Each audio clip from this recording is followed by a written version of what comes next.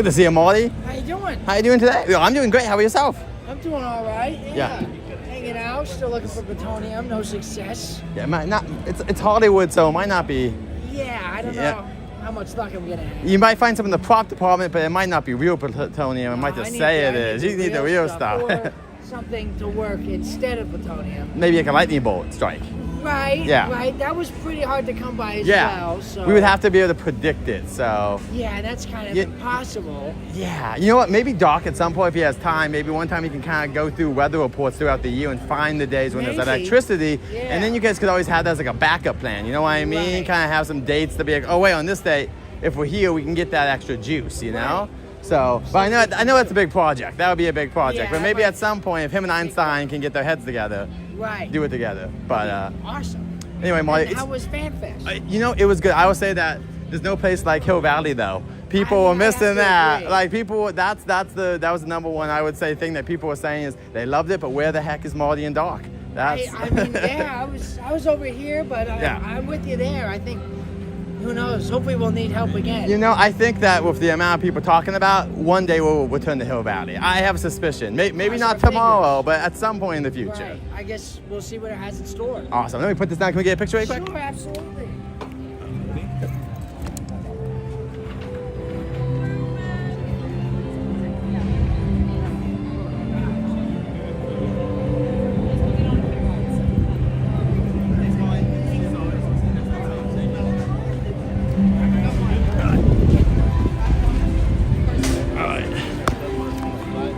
If this is working, that would be funny, but no, we're good to go. Welcome in, everyone. That was Marty. You're correct. And there's Martin Monroe. We're gonna get out of here because the fireworks are going off, so that means that Waterwood's about to end. You don't want to be here when Waterwood ends. It would be an explosion of stuff. Wow, look at all these people. I don't know where they're coming from. Maybe Kung Fu Panda just got out? That must be it.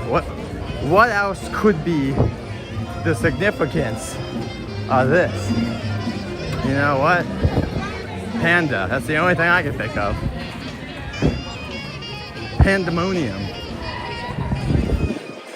Good morning, Kobe and Ruben, and everyone in the chat. Sanchez. We got Gabby the cabbie out here.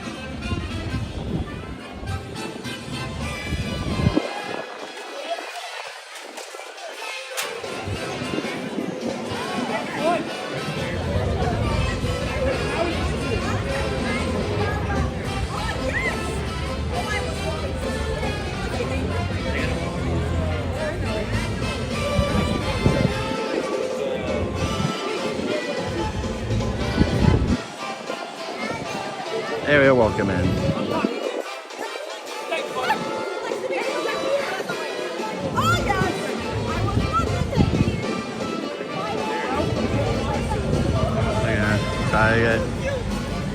Good to see you, officer. Hi, doing great. How are you doing today? I'm all right. It's a great day. It's Yeah, beautiful it's nice. weather. It's a beautiful day. Breeze out. Very nice. This is pretty much perfect weather. If it was like this every day, we couldn't complain. It would be. The sun is starting to shine. I would have no complaints if this were like this every day. Yeah. However, However, I have a few. what's that? One, I'm not eating food right now. Okay, that's one. That's one. Solid. That's Okay. usually the major complaint. I have. Okay. Two, Shrek and Fiona passed me. I know. And did My not. favorite couple, I gotta be I honest. get upset. Well, you know, sometimes they're swarmed by their fans. You know what I mean? And three, Three. They're swamped? true. You think they're swamped? They could be swamped too. I had another complaint, but now I don't. 'cause Okay. She just made it even better. Gabby cheered me up. Oh my goodness. Now I got no Sorry, hate to complaints. interject. I hate to interject. You know I always gotta talk about something. Thank you, Gabby. Anyway, That made me. I hope you guys have no more complaints for the rest of the No day. more complaints now. And we'll see you around. So have a good day. See We'll ya. see you. See you, Gabby. Have a great day. Good to see you, sweetheart. All right, we got Gabby. All right. Welcome in, everyone.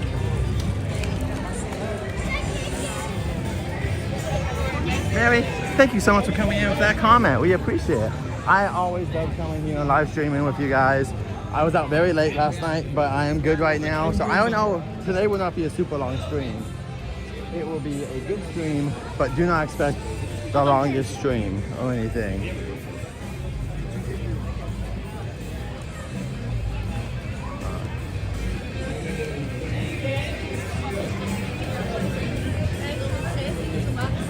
Alright. Sailor Moon stuff's still up, but I don't think they're selling anything. We're back to the normal menu. Alright, bubbles everywhere. Let me just double check as we're passing by. Alright.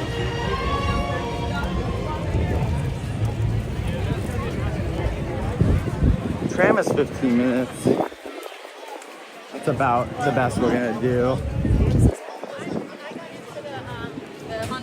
The Honda thing. We can go check out the tram. Disney Crush fan, welcome in. Adventures too. Hope you had a fun time at FanFest last night Adventures.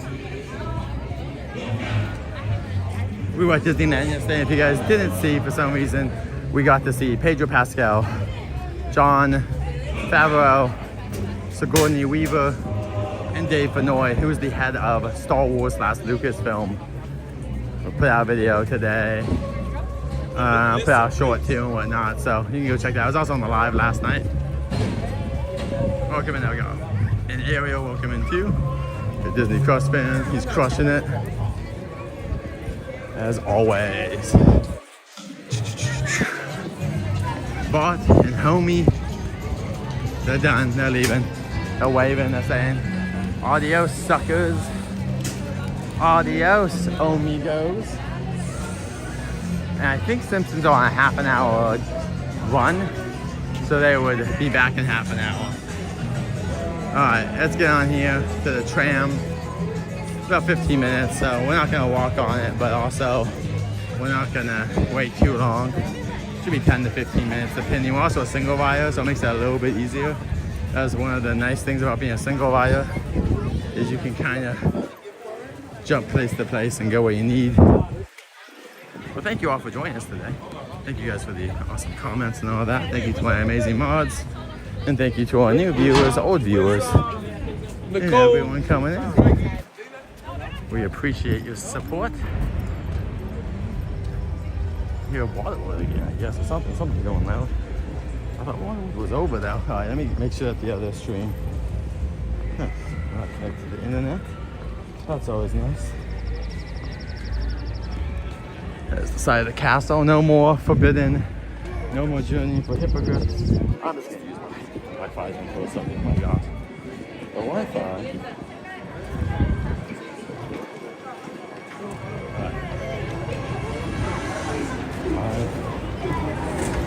Make sure delete.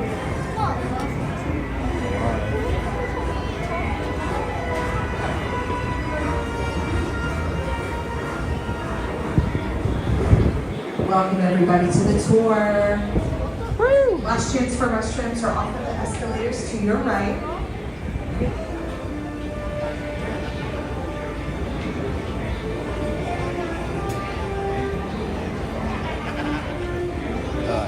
Still get in line. It's not a big line.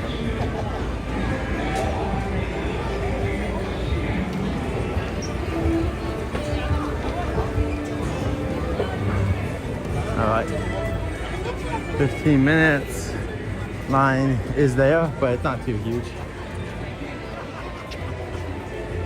And once again, we're single rider, so that will help once we get to that part of the experience. Are they all going?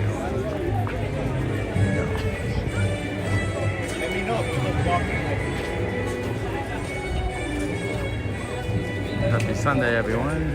Let's see. Entering here.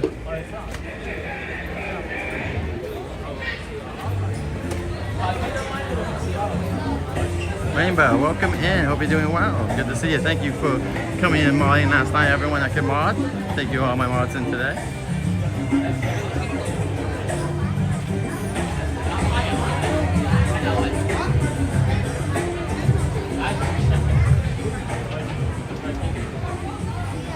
Hey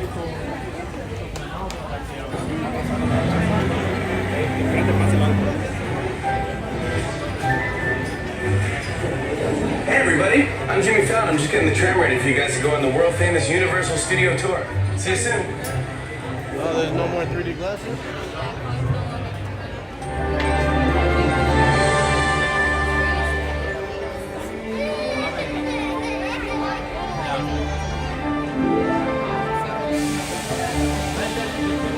Thank you for playing the subscribe more, guys.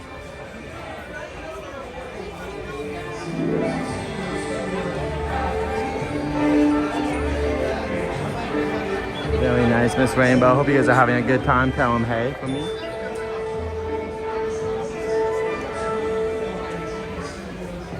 Sure I have, Toby, but it's not my thing. I'm not a Jimmy Fallon. Not my style of humor. I'd like to tell you about Universal Studios. They have sets, stuntmen, action, special effects, We're now leaving stars. wearing our bathtub. This is known as Colonial Street. You do meet strange people on the tour.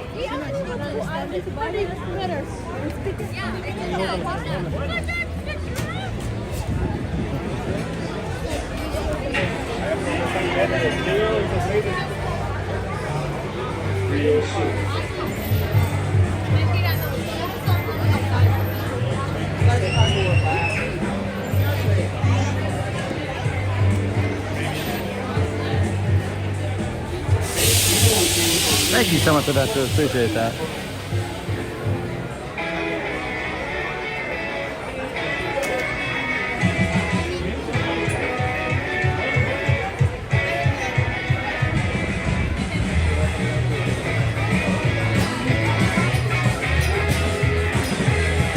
Thank you so much. Appreciate the extra help, Jeremy.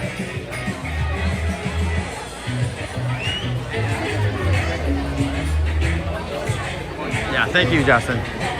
We appreciate you guys doing that. So it's not nothing big. It just helps us out for, like you said, helps us out. Makes it a little easier for all of us. But there's the old trams. These were designed by the same guy who also designed the Jungle Cruise vehicles.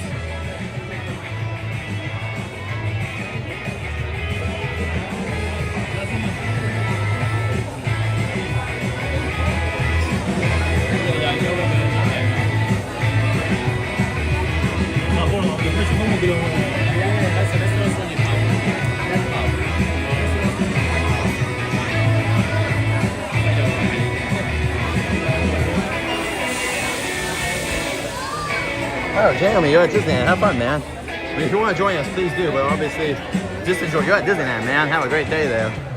So I appreciate the help, but do not feel like you need to stay at all because you're at the happiest place on earth. Which we were there yesterday. We got on at least 28. We counted over 28 shows, attractions, and then 11 character interactions. So about 40 things, give or take, all together. So we did very well last night.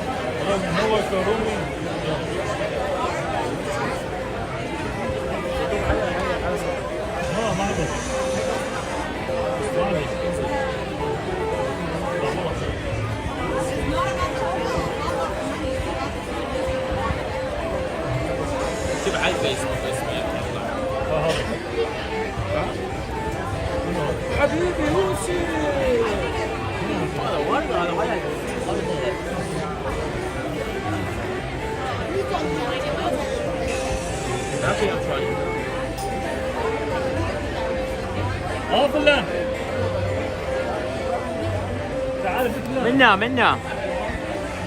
Baby, just cross the line.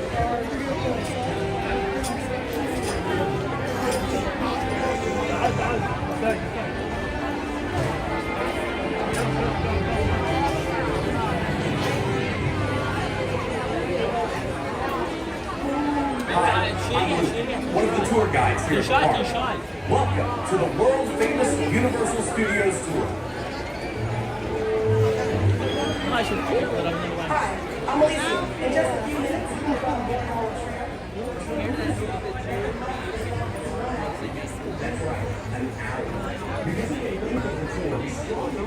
I hope you guys all are doing well as well. No complaints here. We're 10 subscribers away. Oh, 9 subscribers away from our next goal.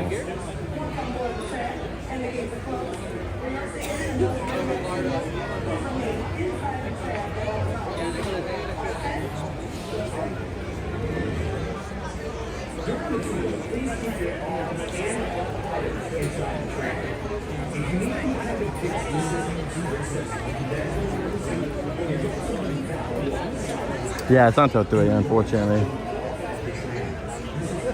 We came at a bad time. I should have got here like 20 minutes earlier, but just didn't. It's okay. Plans change. Gabby's out as a witch at 3, so hopefully we'll make it out.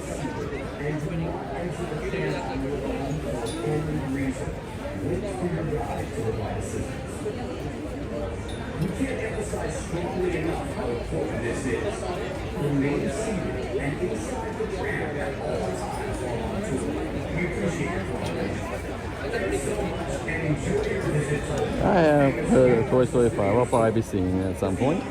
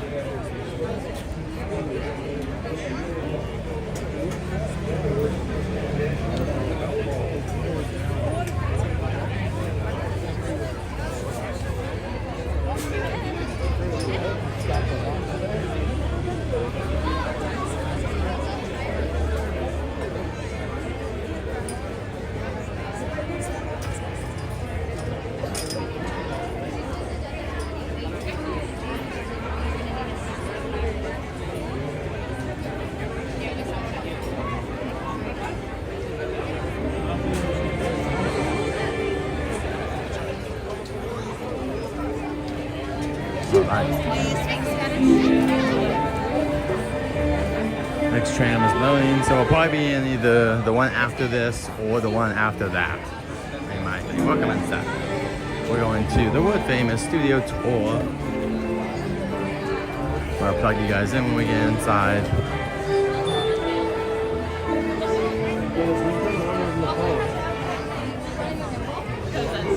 Ooh, like that seat. We would take that seat. Perfect, but anyway, we're not gonna get on this this next one. This next one maybe, or the one after. We'll see. I don't know what new merch we're talking about. I said I heard about Toy Story 5 the movie, but I don't know about any merch.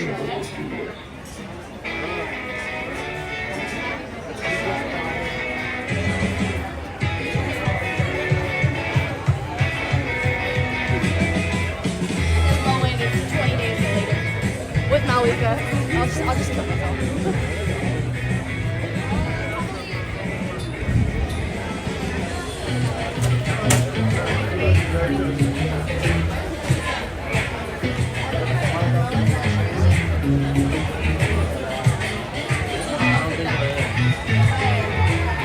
Yep, I showed the Shrek merch a couple weeks ago. We had an update video for Shrek merch. We showed that off a few weeks ago, right before, I think it was right when FanFest was about to start. So yeah, you can go back and check our video out on that Shrek merch if you like.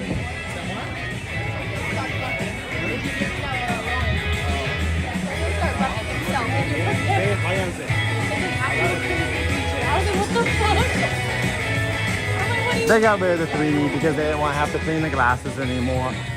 Also, to upgrade the projectors probably more would cost money. So I think they were just like, hey, we'll take a little bit of, we'll just take away the 3D. It'll be a little bit cheaper for us to do overall. So I think it's a cost-cutting measure. There's no official reason.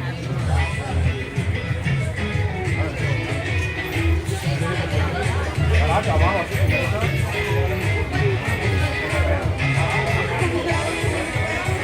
personally okay with it, but I know some people like 3D, but most people should be fine with it because there's clearer picture now that it's not 3D. 3D is like a darker projection normally.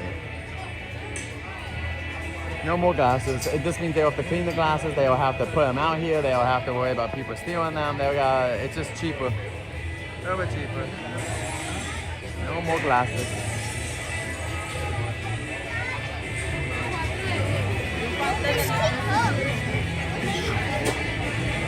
Let's see if we can find an open spot at the end. If there's an open 2 spot at the end, I'll take it.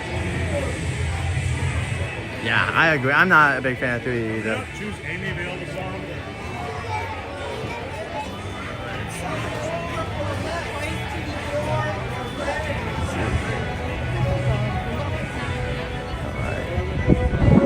I'll take that one. Do you mind to sit over there? I'm sorry, I have this photo here. Oh, wait.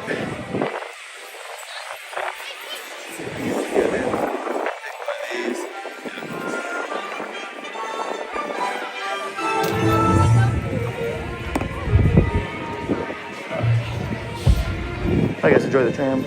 See you at the end.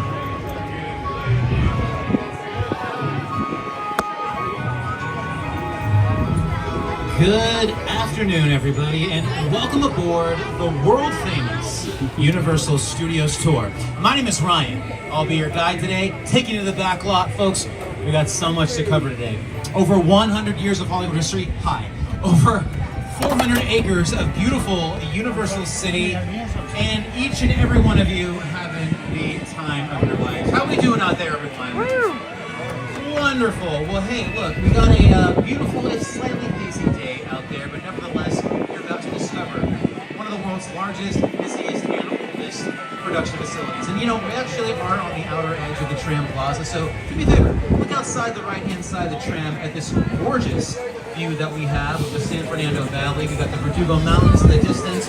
We, of course, have our friends and neighbors over at Warner Brothers. Welcome in, Brandon. Enjoy the ride, everyone. The Lake Golf Course and Country Club, of course.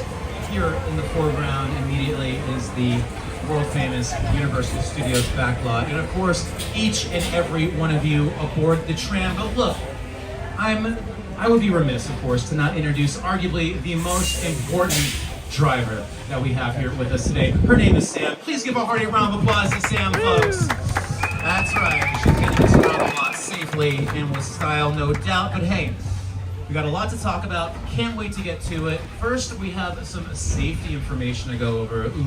But here to help us kick things off is somebody that you probably know and love, longtime host of The Tonight Show, ladies and gentlemen, Jimmy Fallon.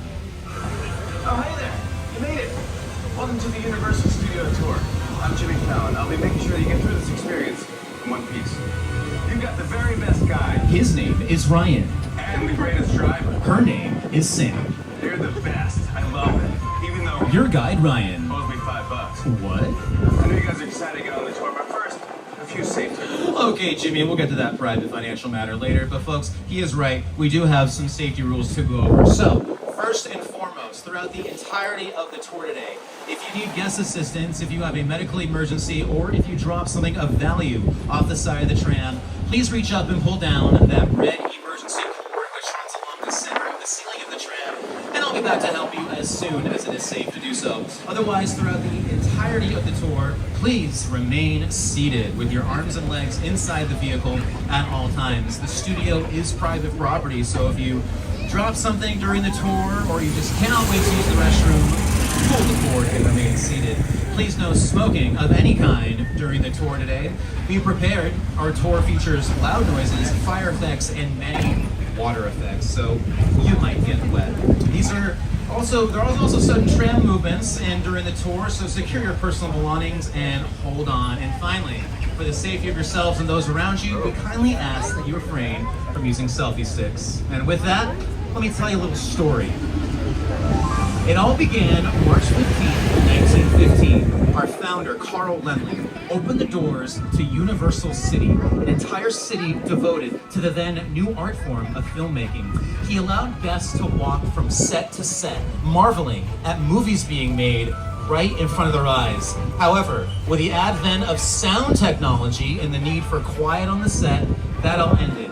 Cut to several years later in the 1960s, and the chairman of Universal Studios, Lou Wasserman, wants to bring back the early days of the studio, of how people were able to be up close and personal, to tour the studio as it were. So, on July 15th, 1964, the first of our candy-striped red and white glamour trams made their way out onto the back lot, and the world-famous Universal Studios tour, as we know it today, was born. We added attractions to the tour. Then we added attractions outside of the tour, thus becoming Universal Studios Hollywood, the theme park that you know and love. And in the course of your day here at the theme park, folks, you may get a giant donut in Springfield. You may discover the secret life of pets.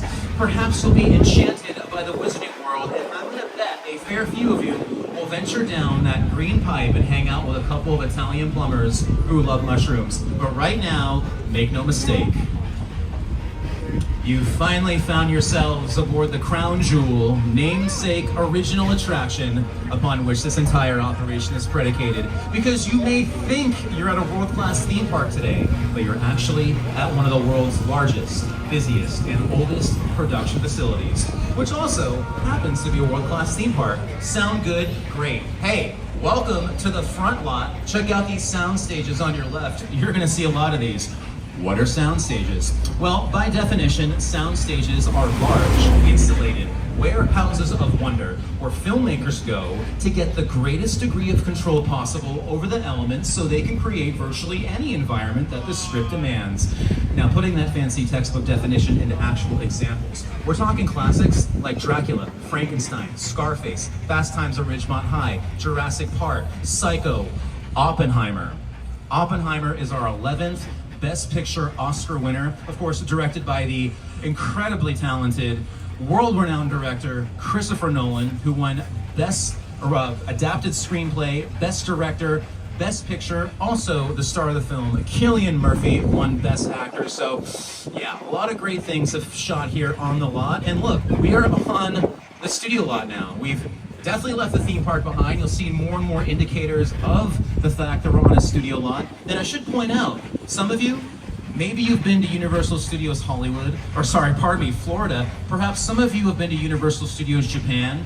And though they may have a few more rides than we do here, Universal Studios Hollywood is the only Universal Studios in the entire world that actually has a studios. We are the bedrock, the foundation, the OG, upon which the entire Universal brand comes from. But we're not just known for making movies. We have a rich history of television production. These sound stages on your right have been home to several classic television shows over the years, including, but not limited to,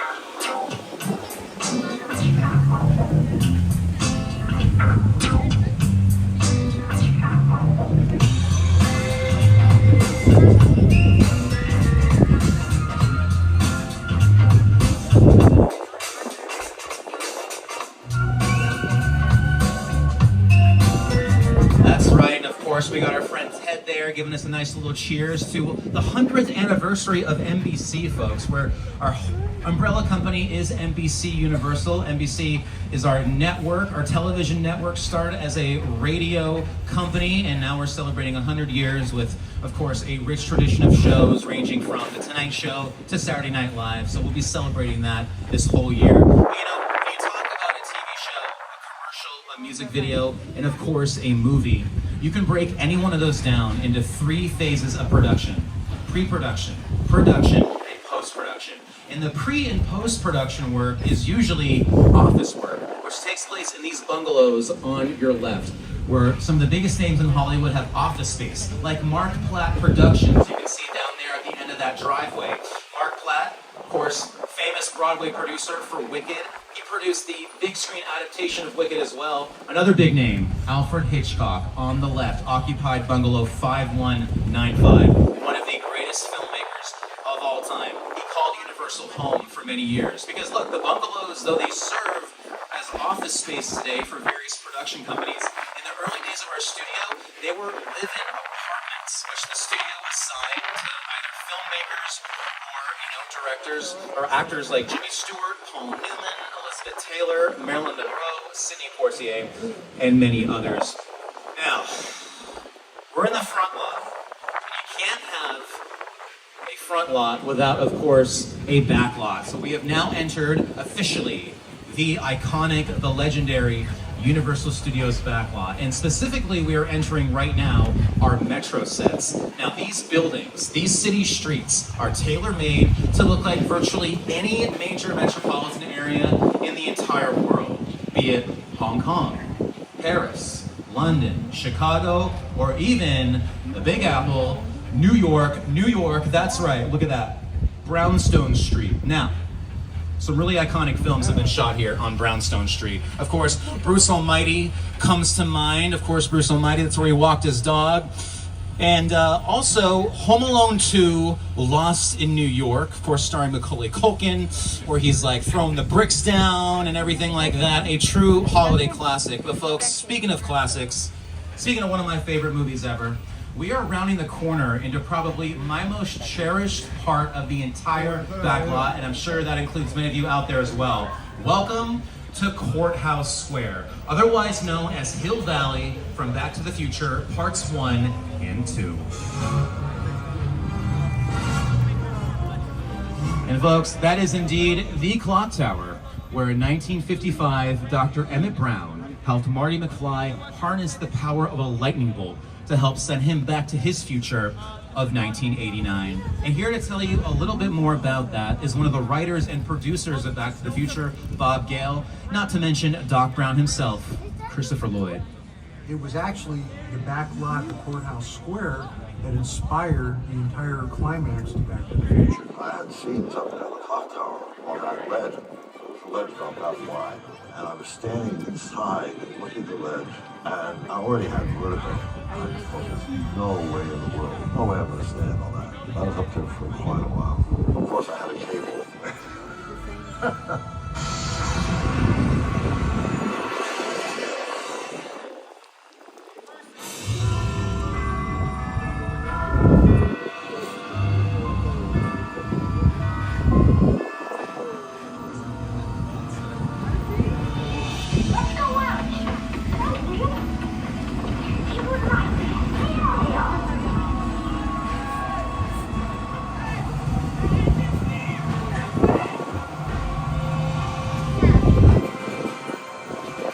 Now we've left Courthouse Square behind and we've entered the concrete jungle of New York Street. Because if you look to the left, if you look to the right, what are you gonna see? A theater marquee, cafe and storefront, a record store. I'd like to check that out later. But look, even though New York is the place that is most often associated with this place, again, it can really serve as any metropolitan backdrop. But typically, for the streets of New York, a lot of studios love to come here because the buildings just give off that kind of Big Apple sort of vibe. And you know, somebody who knows a thing or two about the Big Apple is our good friend Jimmy Fallon. Hey everyone, welcome to New York! I got my start right here in New York on Saturday Night Live. This is actually my old neighborhood. Once got mugged over there by an old woman. Tough lady. This is my favorite hot dog guy. Hey buddy, how's it going? Remember me? No. Just like old times. Gotta love New York City. Hey, I'm walking here! Hey, it's cool guys. I was just walking there. So it's not exactly New York, but a lot of times when you see New York in the movies, it was shot right here on the Universal Metro sets. If you can make it here, you can make it anywhere. Even if you make it here on the Universal lot. That's right, Jimmy. Now, Jimmy Fallon, of course, got his start on Saturday Night Live. And, you know, Saturday Night Live hasn't only been a perennial favorite on network television, really in a class of its own. There's really nothing like it currently on TV. But, you know, they've also had a fair few films that have broken out of the small screen and become big screen classics. Wayne's World, Superstar. But the original film to do that, one of my personal favorites, The Blues Brothers, shot one of its climactic scenes right where we are sitting. When the Pinto fell and you saw it land and make this big hole in the street, that was on the back lot. We dropped it from a crane. You dig like that in Chicago, not a good idea. When people ask me all of the movies I've ever done, what was the most satisfying or the most fun, I've got to say Blues Brothers. We got to sing, we got to dance, got to drive, and train with the best stunt people in the world, and got to be an actor and a writer. So it was a good piece of work. Danny called John America's Guest because just to walk into anybody's house. During the shooting of the movie, John was missing, we couldn't find him. Danny went off looking for him. We saw a light on in this one house and knocked on the door. I said, sir, we're doing a movie down here, we're looking for one of our actors. Oh, John, yeah, he's on my couch. He came in, he had a snack a couple hours ago, he's sleeping. He was America's Guest. I mean, literally that. The late great John Belushi, gone but never forgotten. And if you've never seen The Blues Brothers, do yourself a favor. It was really made during the height of the original cast era of Saturday Night Live, but it also features some incredible performances from the Blues Brothers themselves, Dan Aykroyd, John Belushi, but also the backing band for the Blues Brothers. Some of the best studio musicians who perform on some of your probably most favorite songs from the 60s, 70s, all of them backing them. And then they went on tour, as a matter of fact, as a band throughout the late 70s, early 80s, right before John Belushi unfortunately passed away. But we're about to pass out of the Metro sets, and by the way, these are called facades. Facades, they're just the front and sides of buildings. We don't actually shoot inside of these buildings on the outer edge of New York Street. They're just made to look like buildings, just set dressing. Now, that's one type of set we use. It's called a facade, again, fake. False front is what the literal translation is. The other sets we use are called practical sets, meaning you can shoot on the exterior and also set decorate them on the interior as actual buildings. And we'll get to that just a little bit later on in the tour. But for now, we are continuing on with this tour, and we await our next adventure, folks. And now, for now, if you just do me a favor, just continue to remain seated with your arms and legs inside the tram at all times as we venture forth into Skull Island. It's the original King Kong that made me want to direct movies. I saw that movie on TV when I was about 8 or 9 years old, and I wanted to become a filmmaker. Alright, bananas in the chat for King Kong, bananas in the chat. From your real life and sweep you up an adventure. And to me, Kong literally does that. I mean, you're on board the ship, you're sailing to a lost island, you're encountering monsters and creatures from, prehistoric times. So I was thrilled when Universal invited me back to Skull Island. And it's great to have you along for the ride. We're about to return to Skull Island.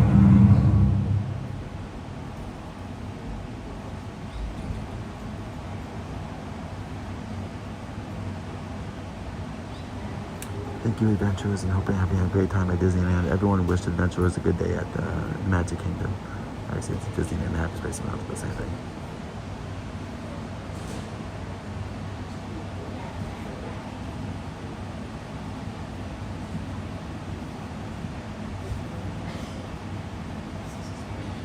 You know movie stars, folks. They get fussy. They need some time to get camera ready. His Majesty King Kong is no different. But truly, we're very excited to share this experience with you, because as Peter Jackson, the writer-director of the Lord of the Rings trilogy, some of the best films ever made, not to mention Get Back, The Beatles, docuseries. Of course, King Kong is where it started all with him. And in many ways, special effects technology. But for now, get ready. We are officially entering Skull Island.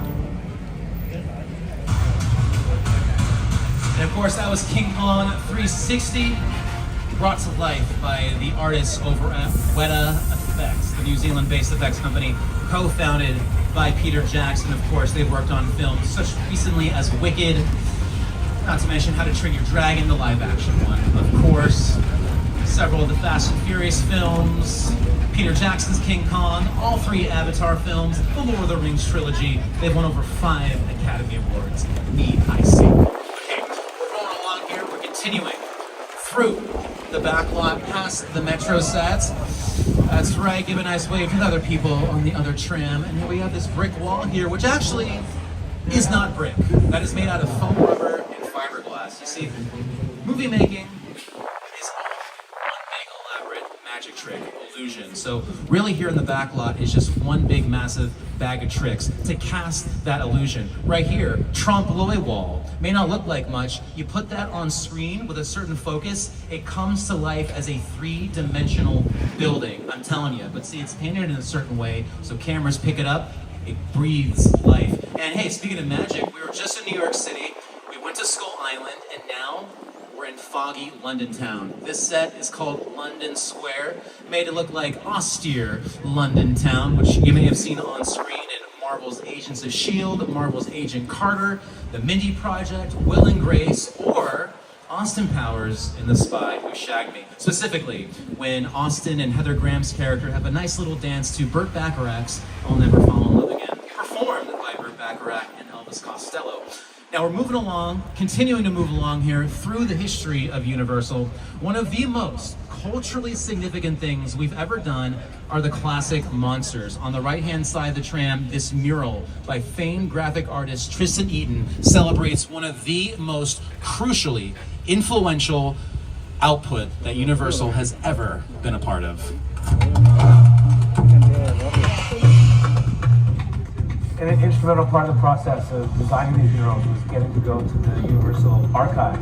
Going there, I got to see in person props from the movies, photos from behind the scenes, original illustrations from those movie posters, all this stuff. I had an early affection for movie monsters. Also, Back to the Future fans, make sure you check out the Lion Estates signs. Of course, Lion Estates is where Marty McFly and his family live. I was always fascinated by the magic behind making movies, but I fell in love with zombie movies and monster movies as a young kid. Yeah, that's right. And speaking of monsters, folks, take a look outside the left-hand side of the tram at this nice little body of water. This is called Park Lake, aka the Hollywood Ocean, because of how often it's been used in film and television as the ocean. Showboat, McHale's Navy, but I'm sure most of you might know it best as the location of the Black Lagoon.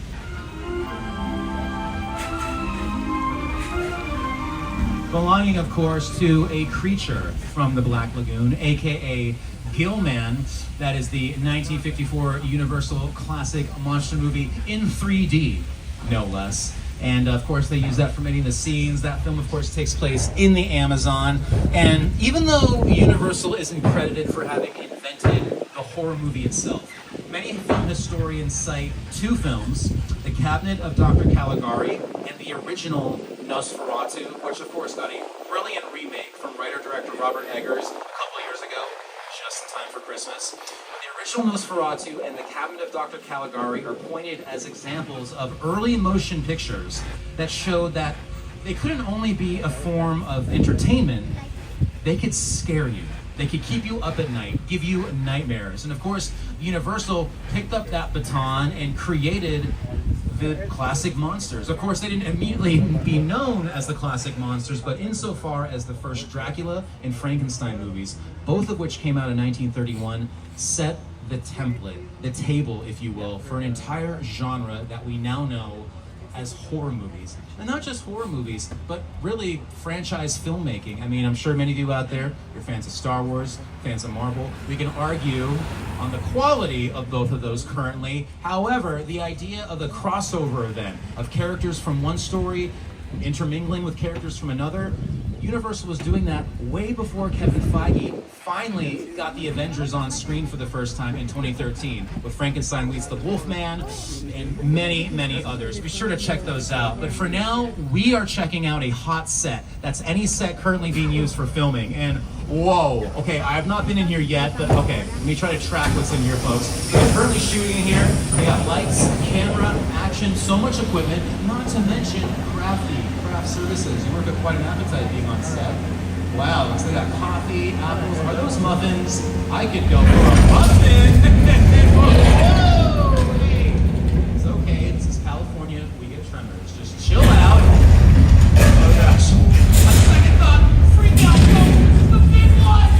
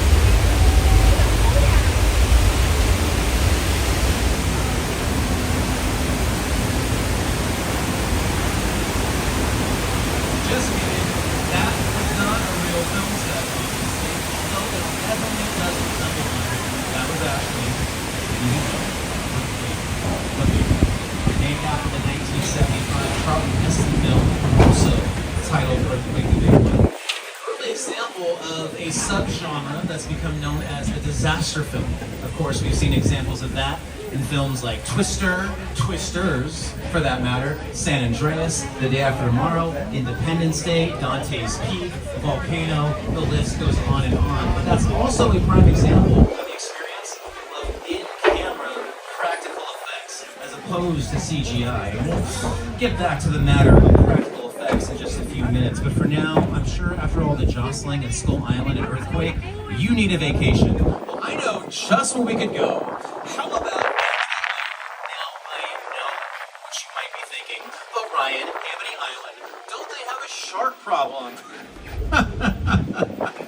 And yes, to be fully transparent with you, they had a great white shark problem back in the mid-1970s. Several people died. It ruined 4th of July weekend. It was pretty bad. But that's all in the past, folks. My good friend George, he's a diver for the Amity Police Department. Look, he's out there right now. He's been combing the waters all day and assures me there are 100% no more sharks. Okay, that's a literal shark. Give me a second here. Hey, George? Yeah, buddy, you may want to get out of the water.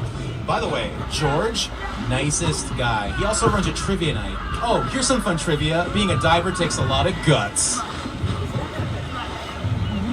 And there they are. Okay. Ooh, wow. Well, I guess I just lost my friend George, folks. But hey, we've all gained these barrels of gasoline. Cool?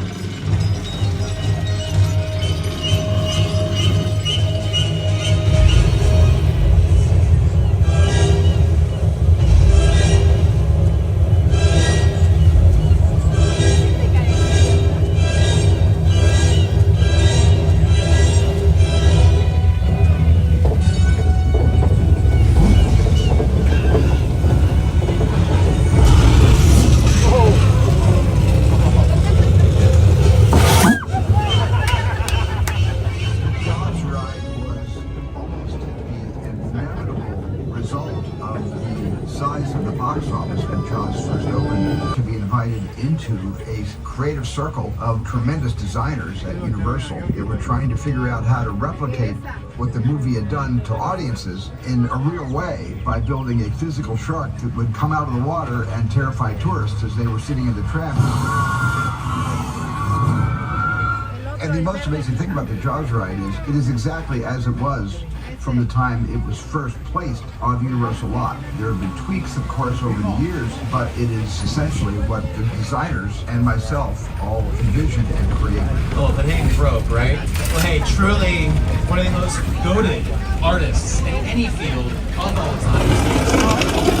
In about a few minutes, but for now, in the course of your day, folks, you will no doubt be exposed to several screens, with, of course, watching computer-generated images on them. And with the use of 3D glasses, it creates an augmented three-dimensional experience. It used to be, if you wanted to create anything fantastical, anything extraordinary, you had to do it for real, using the aforementioned in-camera practical effects. Now, CGI has become a tool that really has granted filmmakers the ability to realize their most fantastical visions. Sometimes it's good, if not better, I would argue, to do things the old-fashioned way. Case in point, a well-decorated set immersing you in a peaceful hacienda south of the border. We've got sprinklers pointed up into the air, creating a cascading rain effect, light effects for lightning, and the dread of the rumble of seeing a real flash flood.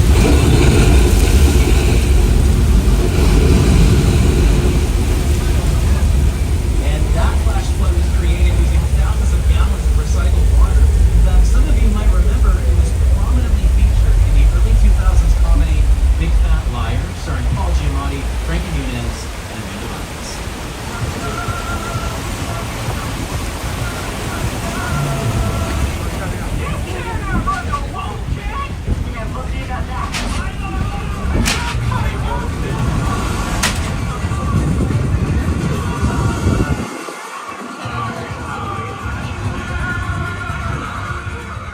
National treasure Paul Giamatti. Now, folks, we've crossed the Rio Grande from Old Mexico, and we are about to enter the Old West of Six Points. Not only one of the oldest and more historic areas of Universal City, but truly all of Hollywood.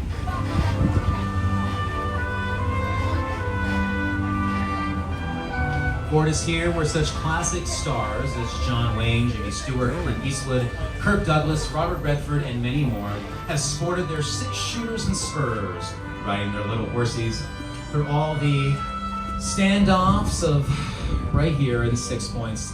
Now, this is also emblematic of the foundation for what would eventually become the Universal Studios Tour, because in the early days of our studio, this is where our founder, Carl Laemmle, used to charge people 25 cents admission to the studio lot, which got them a box lunch and a seat on bleachers that he would set up all along the streets of Six Points, named because there are actually 6 distinct Western streets, and people would sit, eat their lunch, and watch movies being made right in front of their eyes. And because it was the silent film era, people would cheer the heroes, boo the villains, really gave the actors quite a bit to work off of, as you can imagine. But obviously when sound did enter the picture, we ended all that. But we continue in that tradition of giving you a little peek behind the curtain with the Universal Studios Tour. And if you're curious, you can see 6 Points very recently and prominently in Quentin Tarantino's 9th film, Once Upon a Time in Hollywood, starring Margot Robbie, Leonardo DiCaprio, and Brad Pitt.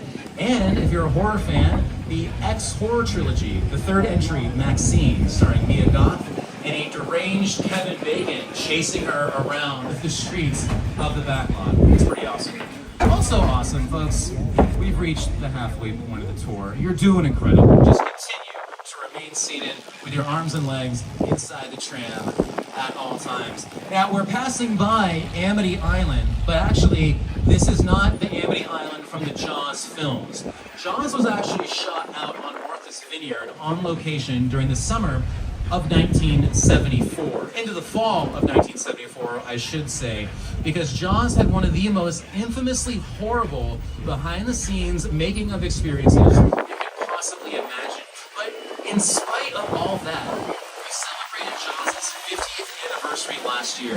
And 50 years hence, not only has Steven Spielberg become one of the greatest filmmakers of all time, shorthand for cinematic excellence, but Jaws is widely considered to be one of the greatest films ever made, set off the trend of summer blockbuster tentpole releases that we're still seeing to this day, but also it is a story about human frailty, about working together to achieve a common goal, which are certainly virtues that I feel in the modern day we can take a few notes of. But hey, for now, we leave the seaside community of Amity Island behind, and we have entered the quaint suburbia of Colonial Street. Jessica and Sonic, welcome in. Which you Everyone may else have who seen came in The in, welcome. Burbs, starring Tom Hanks. Casper, starring Christina Ricci and Bill Pullman. The Nellyville Dilemma music video, starring Nelly and Kelly Rowland of Destiny's Child.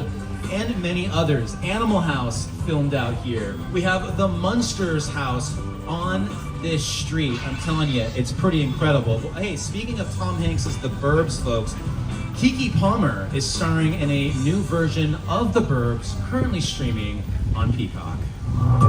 Filmed right here.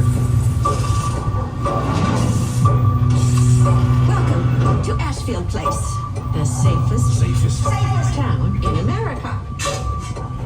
So, what's the deal with that Victorian house? There have been whispers of murder. Which one of us is the murderer? So, are we gonna go in? Do white ladies love salads? Hell yeah, we're going in. Great stuff. And hey, for you 90s kids out there, Deep Impact, the meteor heading to destroy Earth movie that wasn't Armageddon, starring Morgan Freeman and Elijah Wood, shot right here on Colonial Street. Not to mention the music video for Smash Mouth's All-Star, but probably the show that people associate Colonial Street with most, in fact, they outright call it by this name, is Wisteria Lane from ABC's hit show, Desperate Housewives. If there was one thing everyone in suburbia can appreciate, it's a good neighborhood.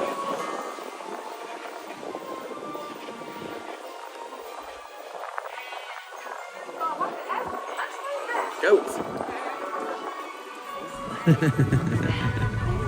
Goats.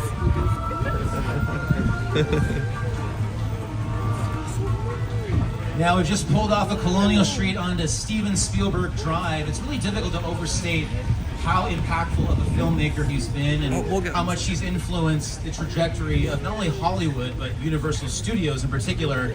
But he started as just one of you, a guest aboard the tour. My entire career began with my relationship with Universal Studios just as a high school kid on a tour bus. Remember in those days? Also, yes, those are goats.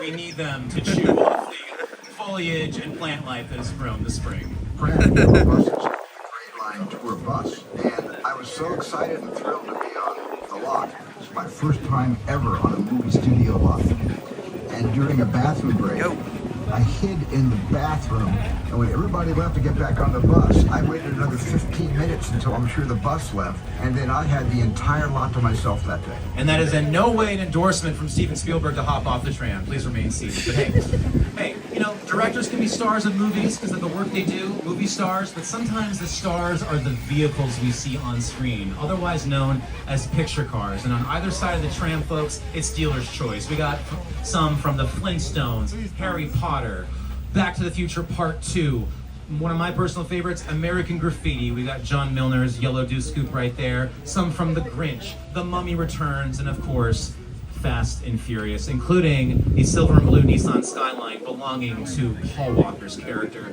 Rest in peace, Paul. But hey, speaking of icons, we've rounded the corner to one of the most iconic and infamous sets still standing in Hollywood, the Bates Motel and House, both from Alfred Hitchcock's 1960 thriller opus, Psycho. Now, say what you will about Norman Bates, folks. I mean, there's certainly a lot to be said.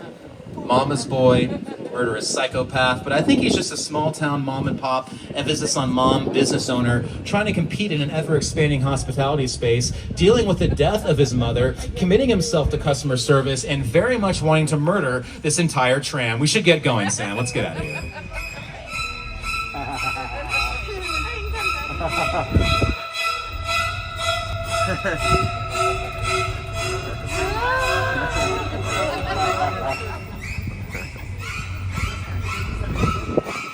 The goats will probably be here next couple of days, eating stuff. Now, we all deal with the loss of loved ones throughout our lives, but it is 2026, Norman. Get some help.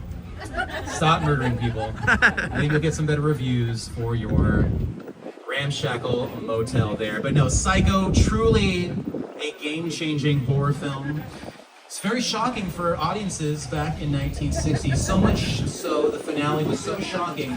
In an early attempt of preventing spoilers, Alfred Hitchcock filmed special commercials imploring people to not give away the ending. But we leave one disaster area, folks, and we've entered another.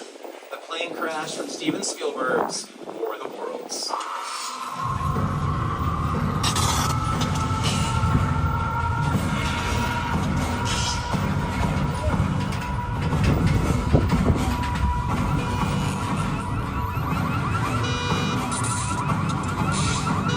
And just in case you're wondering, yes, that's a real Boeing 747 airplane, or at least it used to be. It used to fly thousands of feet above us in the skies, and then it was decommissioned, bought by the production of War of the Worlds for $60,000. But it took a week and an additional $20,000 to ship it from an airplane graveyard less than 100 miles away from here. They always get you on the shipping and handling, don't they? Now here's production designer Rick Carter and Steven Spielberg to tell you a bit more about it.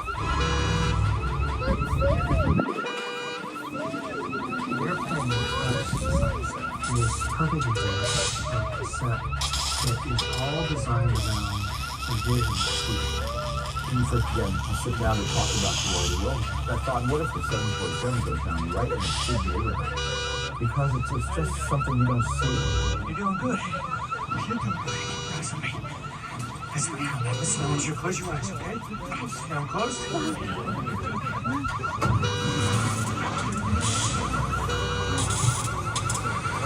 Bobby, get in. Get in.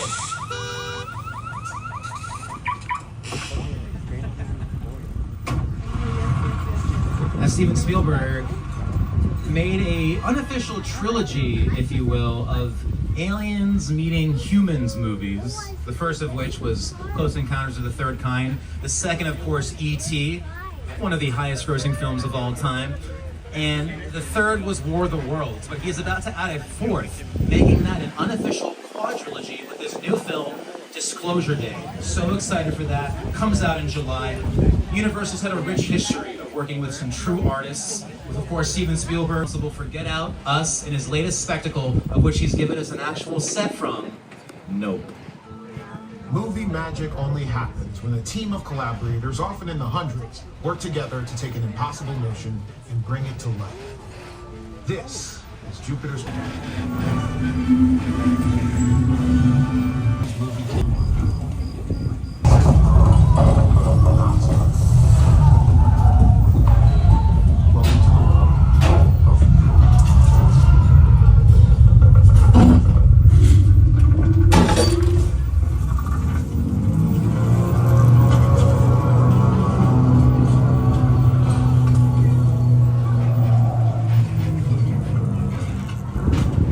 Jordan Peele got his humble beginnings from Key and Peele, the sketch show with Keegan-Michael Key, but he has since become one of the most critically acclaimed, celebrated filmmakers of our time. He came right out the gate with Get Out, won the Academy Award for Best Original Screenplay, followed that up with Us. There are a lot of trucks blocking one of the coolest parts that we have of the back lot, but check this out as we pass by this last truck.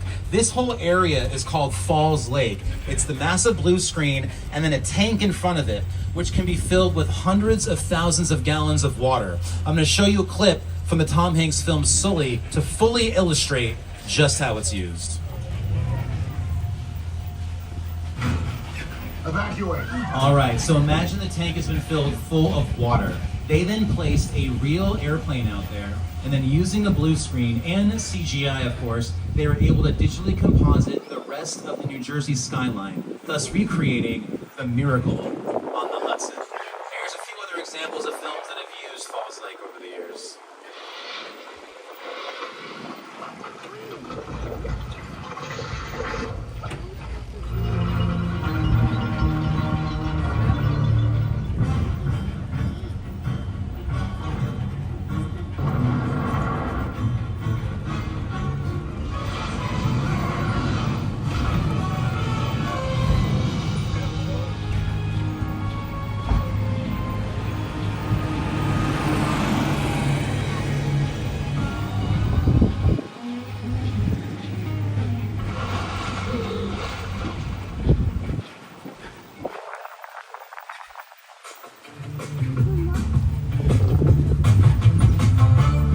with that, folks, we've nearly wrapped the Universal Studios tour for the day. We thank you so much for joining us here in this era of so many different kinds of entertainment, so many different kinds of screens vying for your attention, for the questions around whether films, whether movie theaters will survive. Hopefully, if you're like me and are with the spirit of what this tour represents, you love the movies, you love the communal experience of being whisked away somewhere, escaping for just a little while. So we thank you so much for choosing to join us here today, carrying on that magic of the movies that we've helped establish for 111 years. Once again, folks, my name is Ryan, your driver's Sam. Please give it up for Sam, folks.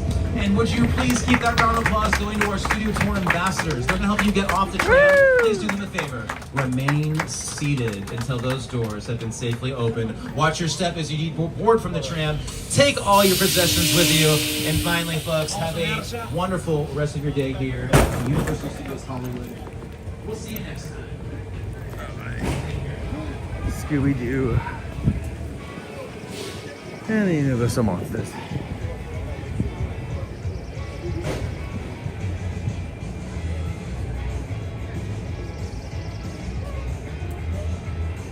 All right.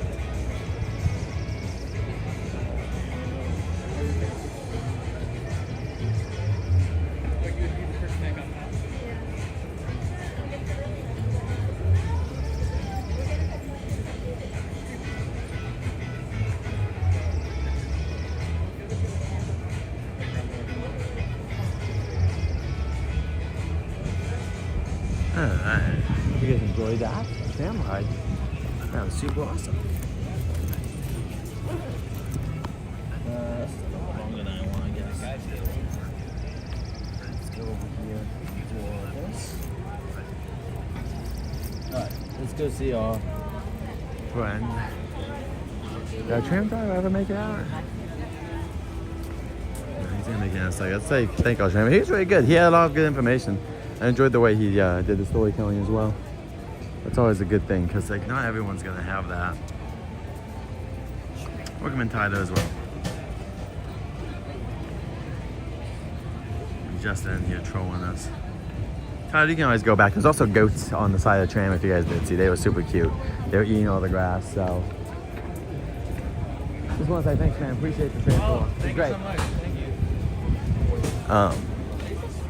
So yeah, we're gonna go over to Waterwood. I think it's at 3:30. But yeah, that was Ryan. He was a great tram driver, so I would not mind getting that guy again. He was cool. There are many good tram drivers, obviously, but some also elevating to a level. Oh, what was her name? Karen. The woman's name was like Karen, and Karen's she was also very funny. So I wouldn't mind getting Karen again.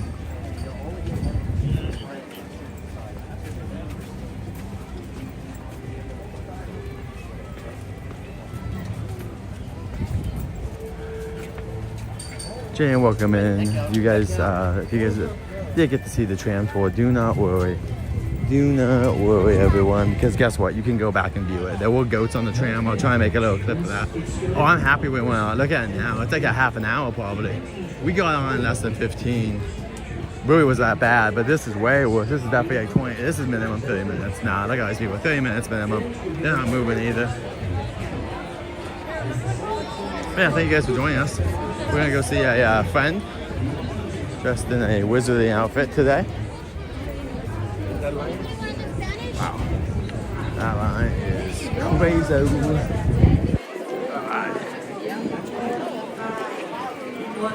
45?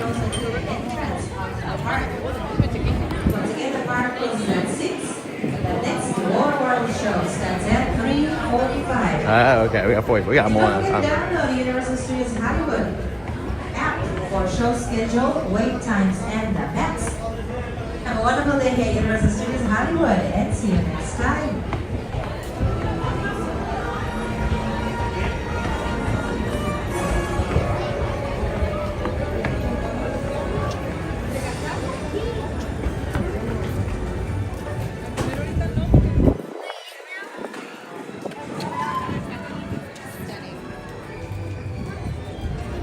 Conductor outfit, yes, Mr. Brandon. This might be the highlight of your stream. My stream for you, man. It will probably be this moment. We get to your favorites. She's out 3. That's awesome. Thank you for posting it. We'll try to tag on that post. All right. My feet, like I healed them a little bit, but they're still gonna need. This is the only good part about having a walk. On days like yesterday when we got like 35 to 40,000 steps, it was just a lot. It was just a lot. Now, the tram. I was like, wait, these people coming home. There is an exit from this point still. That's interesting. I wonder how much longer they'll keep this. Or this is a new addition to the land. Because they were doing that before.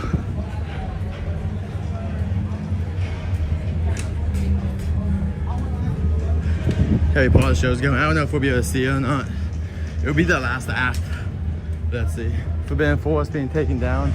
Probably not yet. I mean, but who knows? You never know. Universal, they might have started yesterday.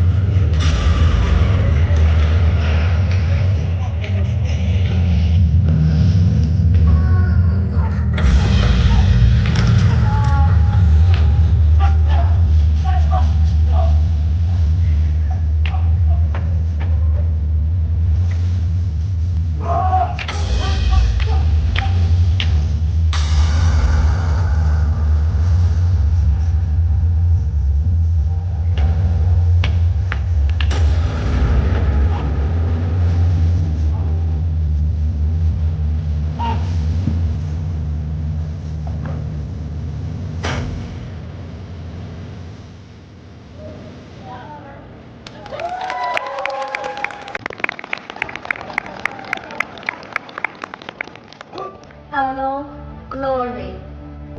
That is what awaits the winner of the Triwizard Tournament. Only one will hoist the Chalice of Champions, the vessel of victory, the Triwizard Cup!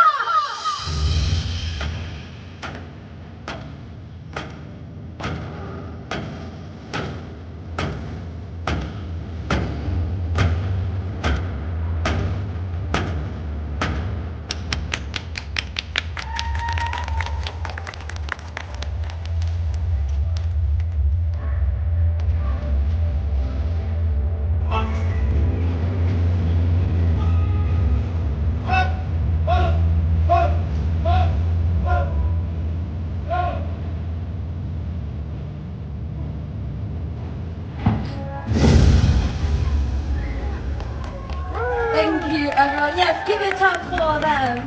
Very well done, thank you.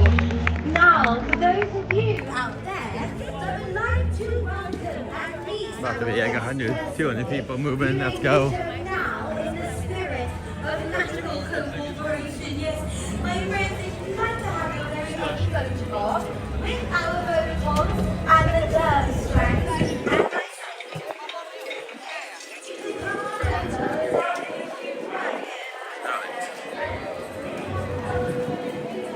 Good to see you, Sanchez.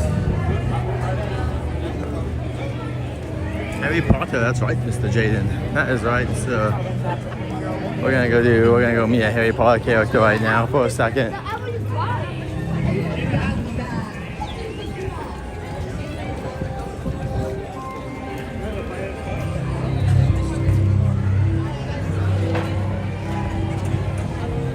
Good to see you all. Let's go over here.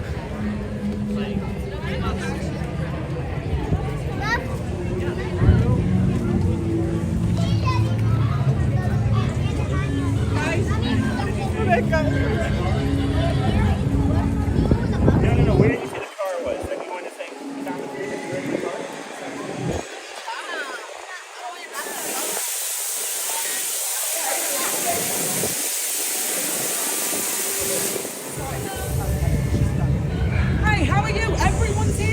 now. Good to see How's you. it going, you two? Good. Did Going you well. just get here, or are you both just... I got here like a while ago. What about you? Been here all day?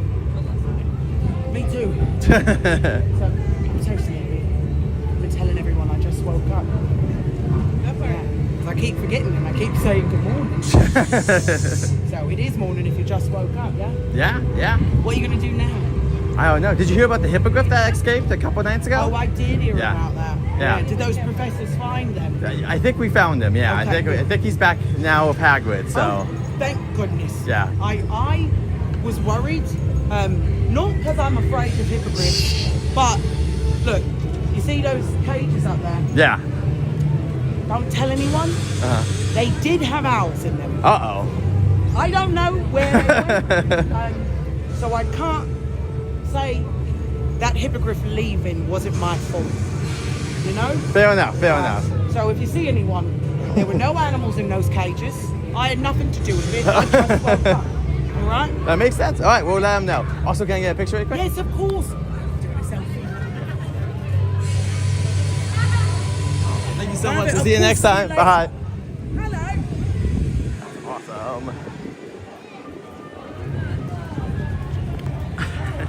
Go with me. That's awesome.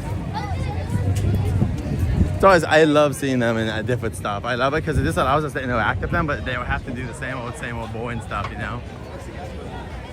Allows them to flex their amazing acting muscles. She does very well in that position. If that was her new thing, that'd be cool because we would say hi to her every time. Now I'd love to get more Harry Potter content of you guys.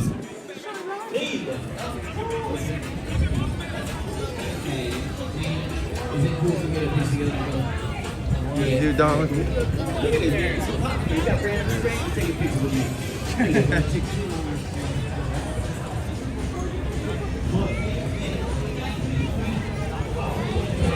I wonder if any monsters will be coming in and out soon.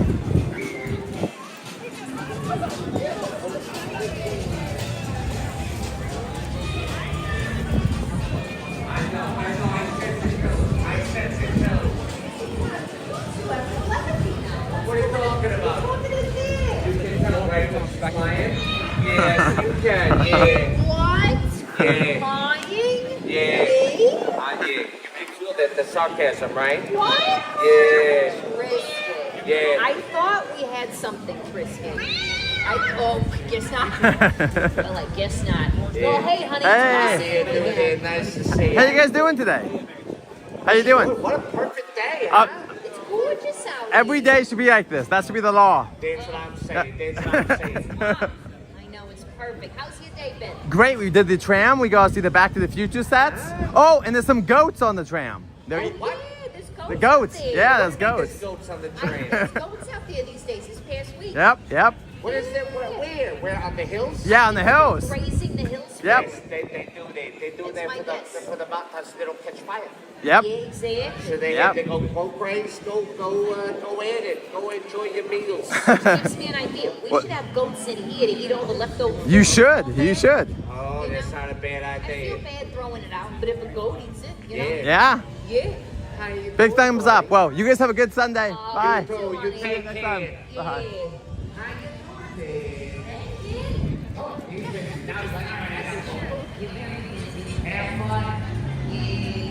Oh. Oh, let's go over here. You guys about to close? Cool. Right, Daphne with no line? Come on. Forget about it.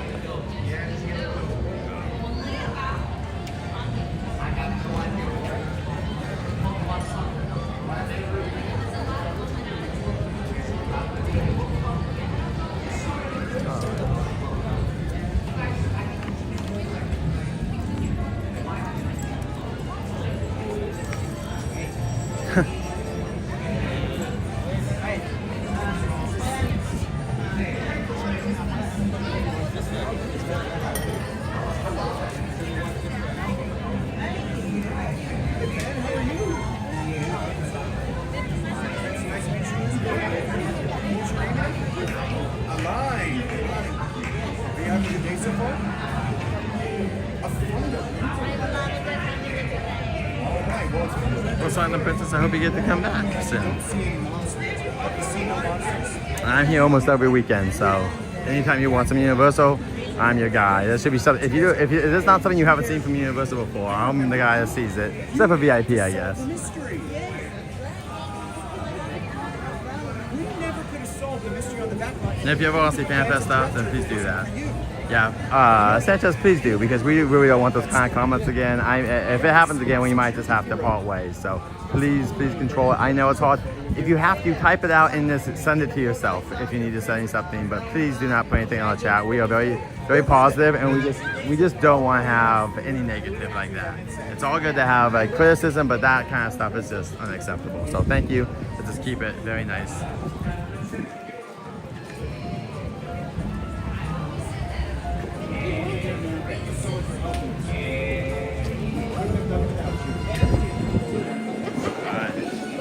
Good luck with the next mystery.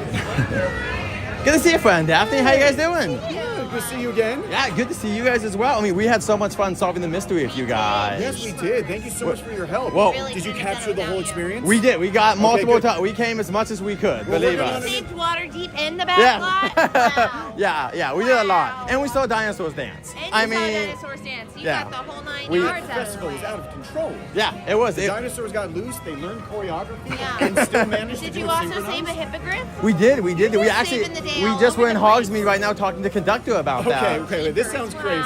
Yeah. Next, you're gonna tell me that you met Sailor Moon or something. Like We that. did see Sailor Moon as well. Yes, she was very popular. Like we're talking, she was like a superstar. Like She's very pretty. The power Right, of the moon to Olivia? punish you. yes, she does. She's very pretty. Yeah, she was great. She was wonderful, and so were the pirates too. That was the last everybody big was thing. amazing.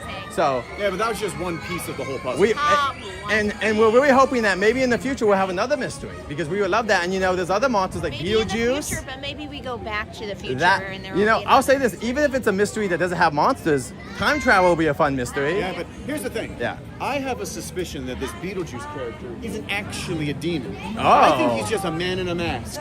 Do you think I should go up to him and just like rip that mask off? Exactly, as hard as you can.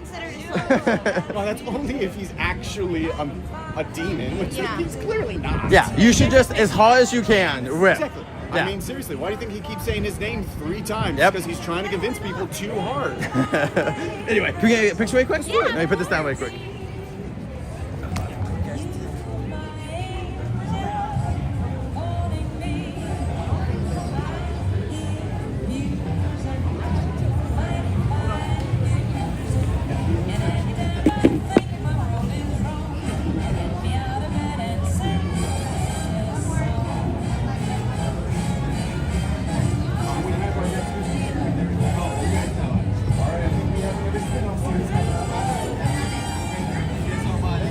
Yeah, oh, no problem. And we hope, like you said, hope we get to see you in the future.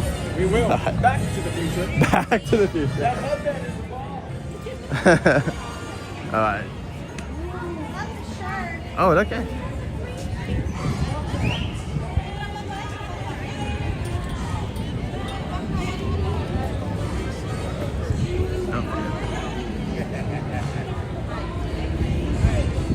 And then also Frankenstein the Bride.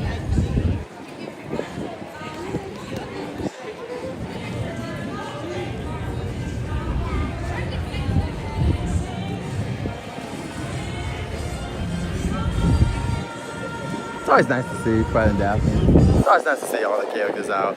I think we're about to have a little mini character parade.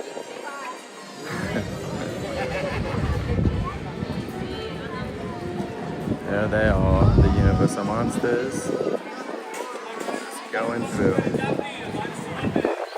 Lions Hope, okay. There they go. We can maybe go find them later. Oh wait, yeah, we have time because I think it's like 3:45. We have a little bit of time until Waterwood. Oh, it was just. I'm confused. Where's the? This is funny because these guys are normally dancers, but I don't see their vehicle for the dancing. So let's go check out really quick. And that's a just Lily Sweepy. Or like maybe the characters now come out. What's that? All right, I'm gonna see if any of this. Oh, they do have this.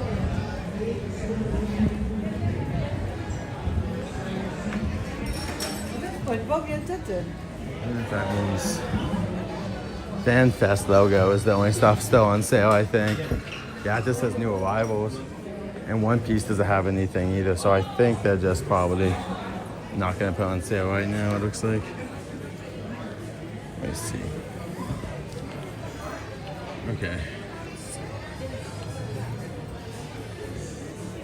Man.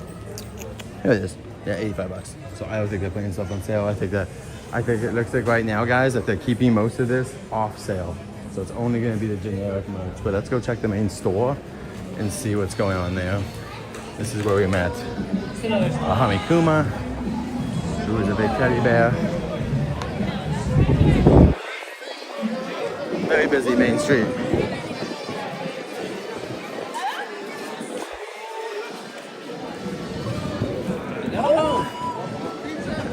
Alright. I think Marty, no, he's not out now. Marty was out when we got into the stream.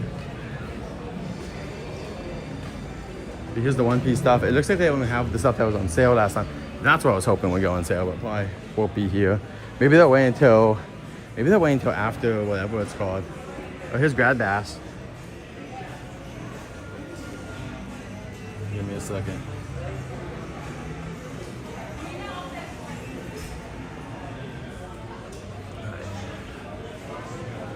Grad Bash.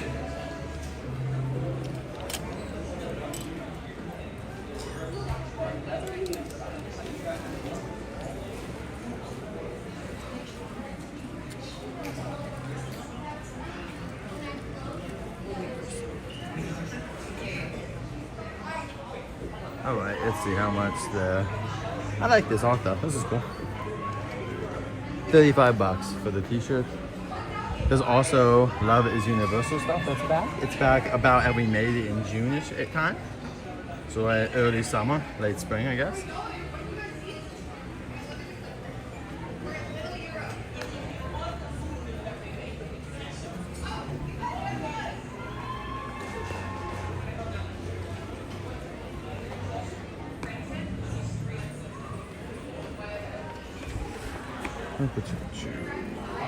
All that stuff.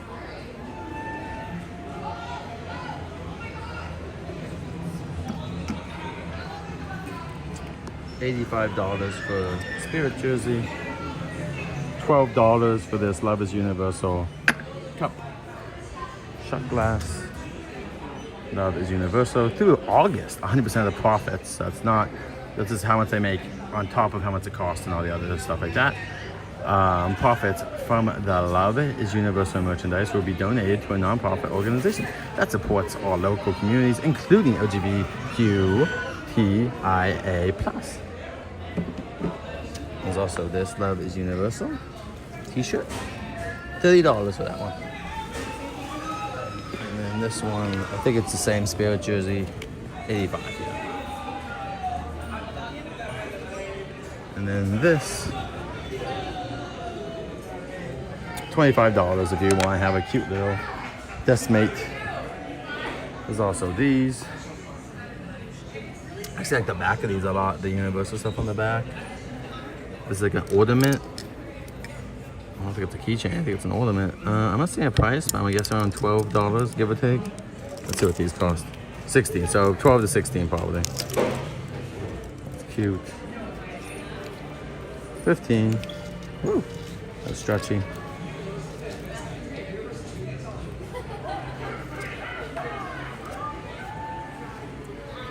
Universal fan at $18, and this is not giving a price. What about the socks though? Last one's the socks. $20 for the socks. They're very colorful.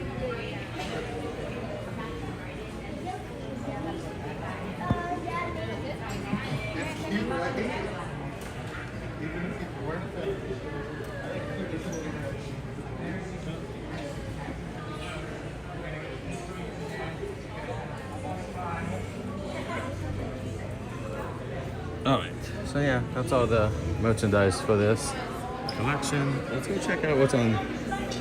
There's FanFest stuff, but I don't think most of it's on sale. I think it's just the generic stuff still is on sale. So we can look at that in a second. Let's go see what else is on sale before we move No, Elgato. I'll be here for just a little bit. I'm not sure when I'll leave, but not gonna be here forever. Oh, the Simpsons stuff's at 2070. That's cool.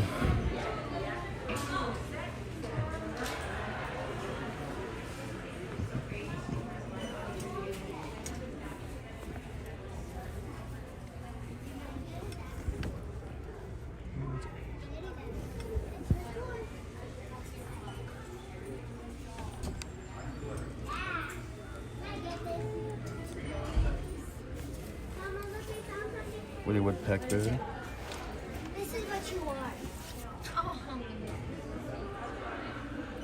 Oh, this is on sale too. This is a bunch of merchandise on sale. I'm not gonna look through it all. Oh, I want the bag. That's cute. How much is the bag? Yeah, that was only 32. Okay, yeah, that's good to know. This is 30% off. So it is cheaper, but there is stuff that's not gonna be like super. These are super cute.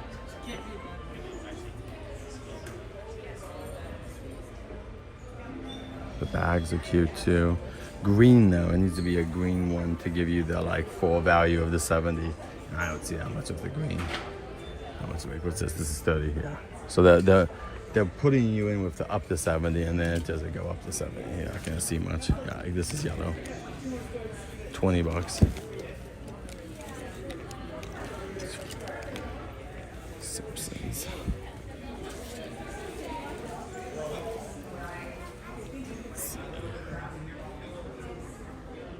Bioflowers only. I'm like looking for anything that even is. This is all 30. So it's all 30% off merch. So looking at like, for these are like 50. So you're looking at like what, in the 40s somewhere. Oh, that's cool. Oh, Felix. Felix bag, 30. See, if that was like more, I'd be like instant. Got this guy too. Oh, the Monsters hat. How much is there? Oh, how much is the DNA hat? Oh, that's like 30. Yeah. If that was like 50% plus, I would do it. Monsters, 26, and does it have a tag? Yellow.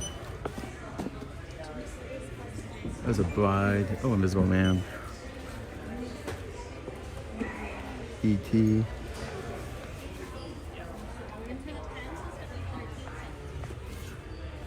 $35. See, if this was 50, I would definitely buy it because that's super cute. Felix 2 in a bag. This is a good stuffed animal for him. How much is this one? No price off, so 30 is my guess. Cute though. But yeah, nothing that I can see that's even at the 70.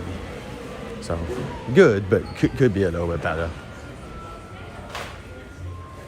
Welcome in, A. Good to see you, friend. Hope you're doing well.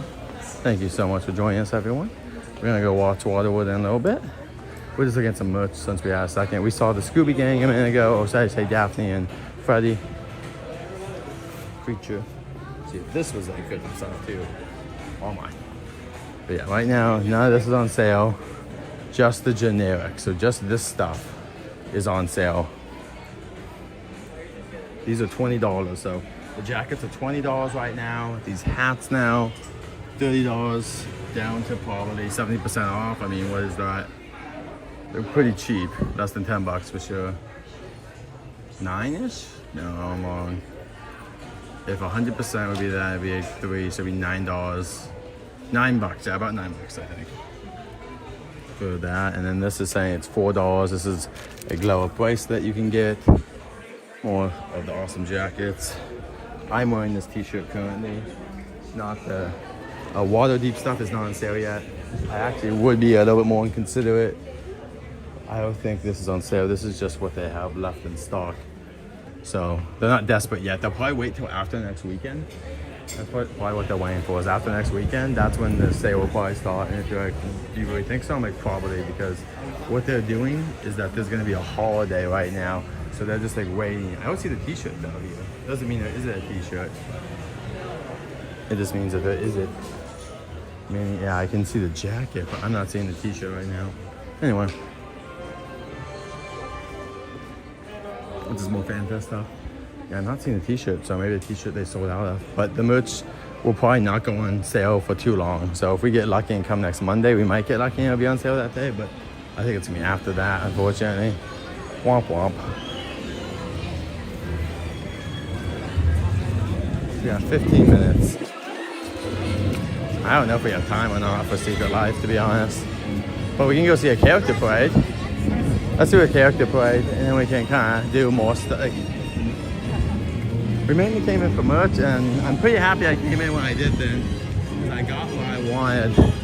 I got the cup, and I got the t-shirt. Because those are all jackets. Yeah, it's all jackets. Like no one has, there isn't as much of all that.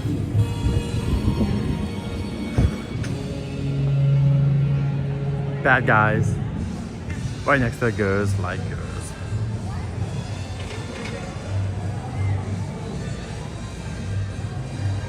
Storm, I would totally do it. Let's do it right now. Let's just right away do it. But have a good lunch, guys. I'm leading my friend out to lunch. Oh, your good friend though. Oh, best friend. Yeah. See ya. There you go. They're out. That's funny.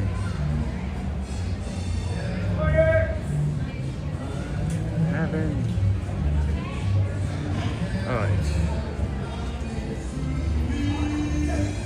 They're about to have some characters.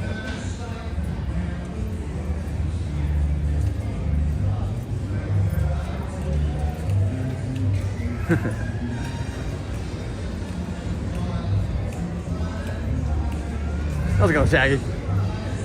Guys? What's up, man? How are you? I'm doing great. Now, I have a question. Oh, Beetlejuice. Beetlejuice, we gotta say, we just did FanFest, and we hope one year you get to be a part of that. I couldn't hear you. What? I said, we just did FanFest, and we hope one year you're a part of that. I hope so too. That'd be baby. amazing. I hope I'm very underutilized. There goes Marty too. Look at this, what a crossover. You got Marty, you got Beetlejuice, you got everyone.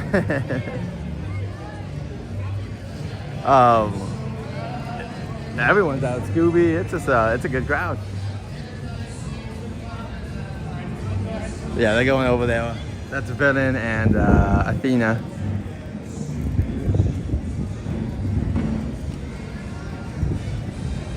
Yeah, I would love FanFest to come with Beetlejuice.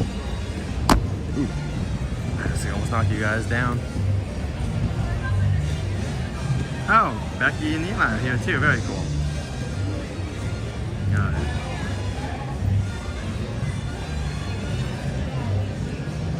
Not much stuff on discount though. We looked at stuff, but it was not that great in my opinion. It was okay. Let me see if I got anyone out. You guys listen to the Fast 2026? Yeah, we saw kind of all this stuff. Let's see what the basic line for Scooby-Doo is. It's probably gonna be too long, but I just want to see what it was.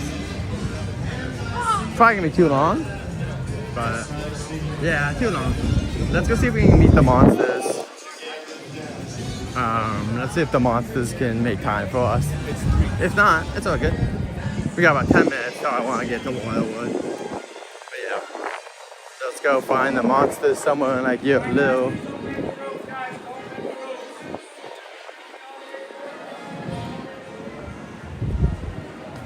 $2020, what are we talking about here? Oh yes, the Beetlejuice house. No, they built it, eh? From what I know, that's like not even just a rumor, that's like real. They built the house, it was built. It was done, eh? And what happened was, because Warner Brothers didn't want to be associated with COVID, because if you even have one article saying that you're a super spreader event, that's the end of it. So, yeah, we lost Beetlejuice, but they did it over in Florida. I would have paid anything that year. That's like when I've been like, I have to go over here unless I'm like Deadpool. You know, I can't. Here's the HHN house, by the way, being built. Rumored to be another Spanish themed house. That kind of culture. Not La Llorona themed. No more bones or anything, but they might reuse some stuff, who knows.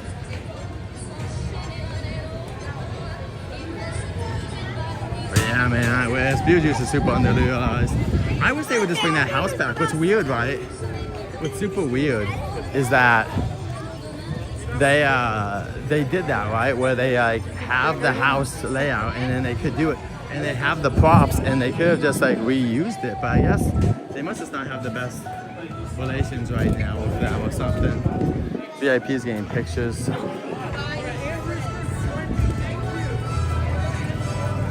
see if we can say hi to them if they walking through. Walking with the Frank. It's good to see you in the daytime, Frankenstein. How you doing? Are you guys good after the glow? We're all good? We're feeling better? Yeah? That's good. I'm glad you guys are finally feeling better after the last couple of weeks. But we'll let you get back to your bride and we'll see you soon, my friend.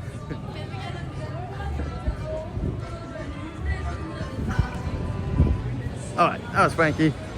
That's what I want. Let's go see. I guess there might be characters that bug out here. I don't mean bug, I'm being cute. But yeah, we go. It's all Frank. We got 5 minutes. 5 minutes.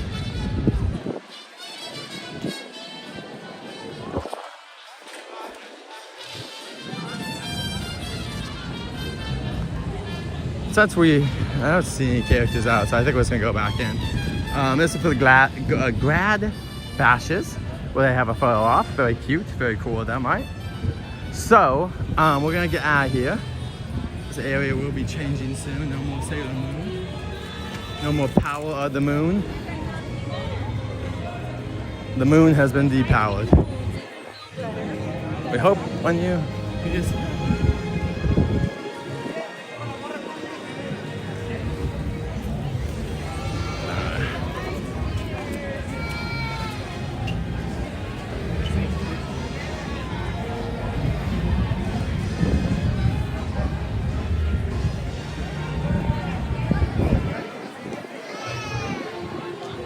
Probably the last time we get to see Sailor Moon. I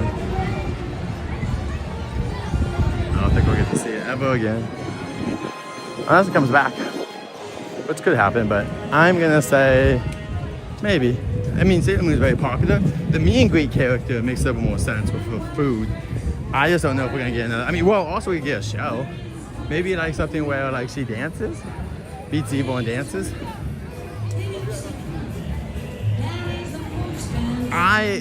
So I'm a huge Dragon Ball fan. My only issue is that I don't think there's not enough capacity in the theater for that. And so I don't really want to make a huge line. I think if they could do something in Waterwood, that would be cool. Like imagine if they did kind of like what they did at One Piece, but of Waterwood. Because they have Blast, so they could do Blast and stuff like that. It's not impossible. It's not impossible at all. So yeah.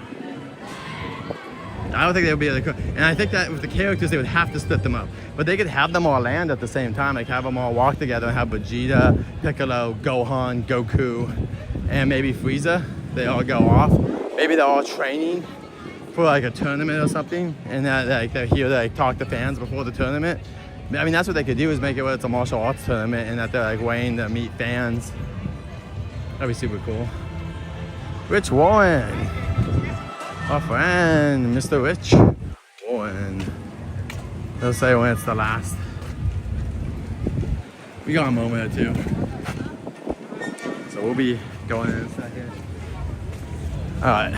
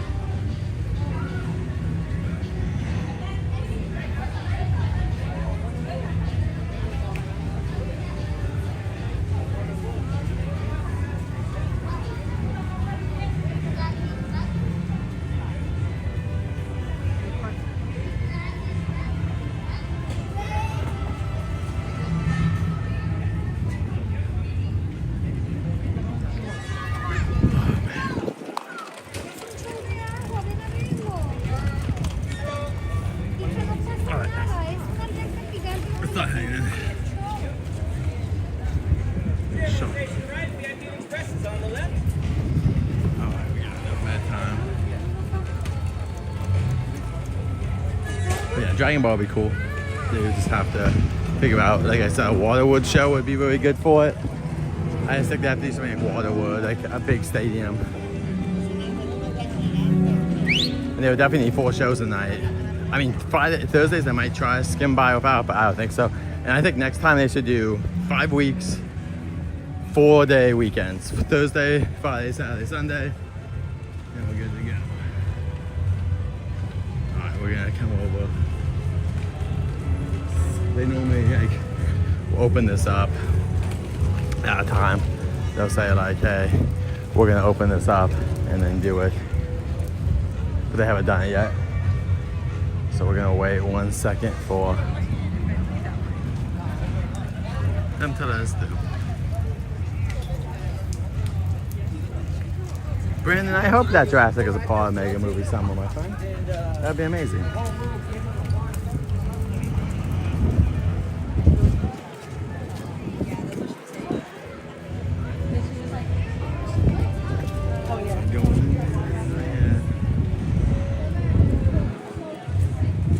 But yeah, I agree that Dragon Ball would be huge. Could you imagine playing a Dragon? You know what would be cool too? What about Dragon Ball versus Sailor Moon? That'd be really dope.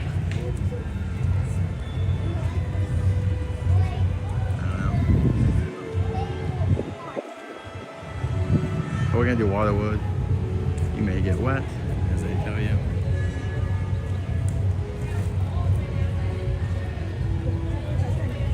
Sometimes. I think they have to close off. It's when they close off, yeah, right now. When they're closing this off, that's a good sign. That means. Just the idea. It's great. And it's, hi friends, welcome. Right here on your left hand side. That's Waterwood. Alright guys, let's get a good seat for Waterwood.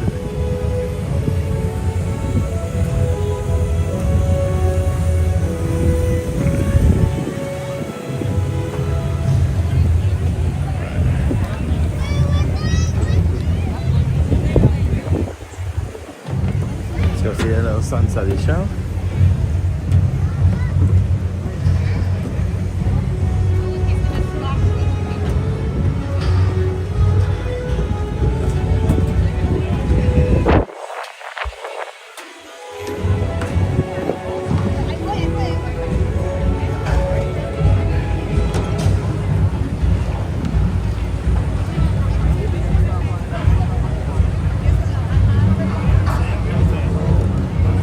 Thank you, Ray, for wishing him. Yeah, he's having a great day today. Hopefully, he deserves it. Woo! That is what I'm talking about. For all of you who have not met yet, they call me Sage. Everyone say hi, Sage. Pleasure to meet you. Make sure things run smoothly around here. So first order of business. You may have noticed some of our seats are this lovely shade of green. We have done that to notify you that if you find yourself on said green seat, water.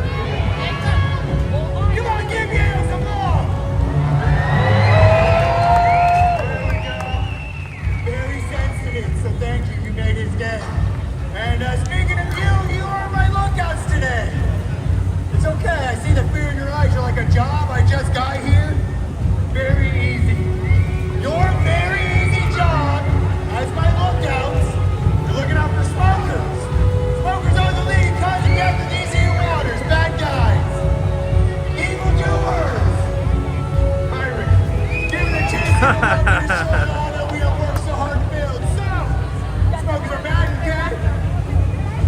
Alright, that's fine, y'all need a little motivation, I get it. We'll try that again. Smokes are bad, okay? Smokes are bad, okay?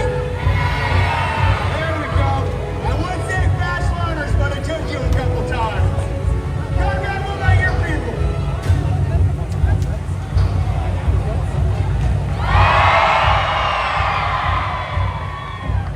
Wow. What happened? The guy right there? What is that, neon orange on his jacket? Blue neon orange, thank you. Thank you, yes. It was very hard to describe.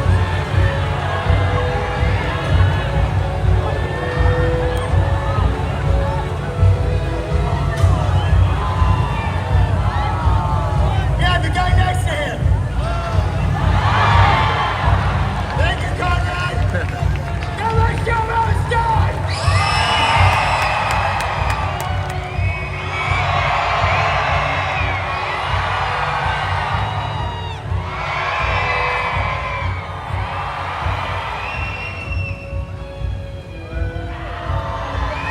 What are you doing?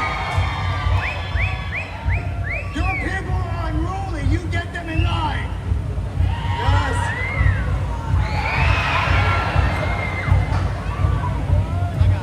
Here we go. Give me 2. Give me 3.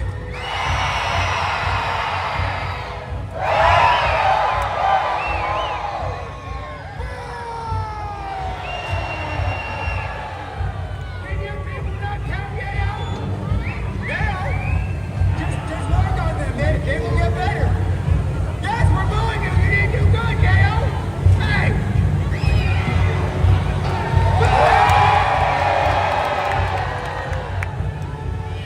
Who wants revenge? Come with me. Let's go. Okay, count of 3. Full blast in his face, all right? Where are you gonna get him? Thank you, yes. Count of 3. 1, 2, 3. Round of applause! What are you doing? She is a child. No. I need someone to avenge the child. Give me an adult. Sir, yes, for the child. Same thing, full blast in his face. Count of 3. There you go. 1, 2, 3.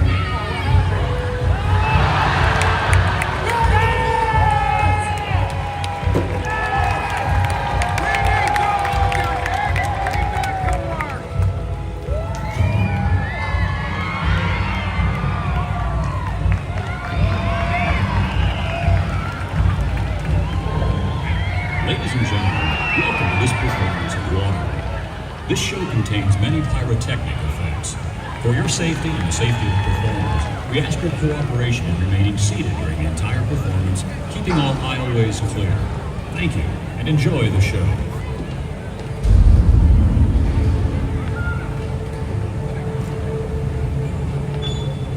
The future. The polar ice caps have melted, and the continents are deep beneath the waves. The survivors live on these floating fortresses known as atolls in this place called Waterworld. Brave explorers voyage in search of the legend of Troyland, the last remaining on the planet. But the Deacon, maniacal leader of a group of evil raiders called Smokers, is determined to find dry land first. He's ensured that no explorer has ever returned. Up until now. What do you got? It's a woman. Looks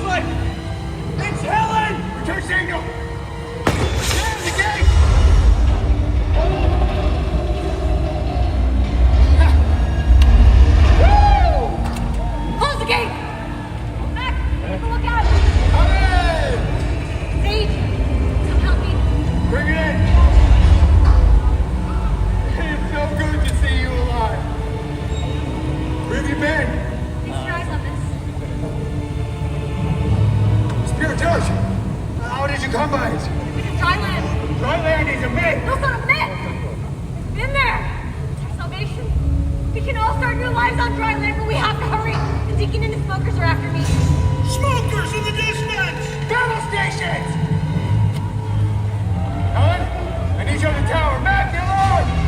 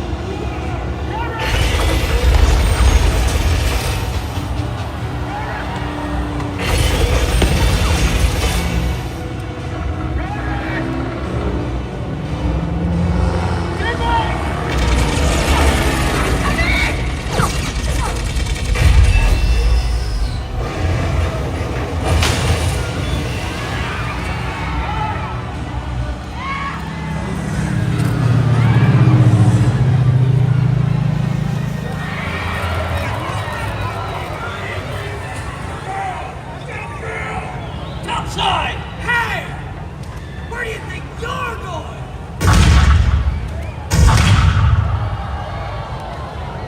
Signal the deacon!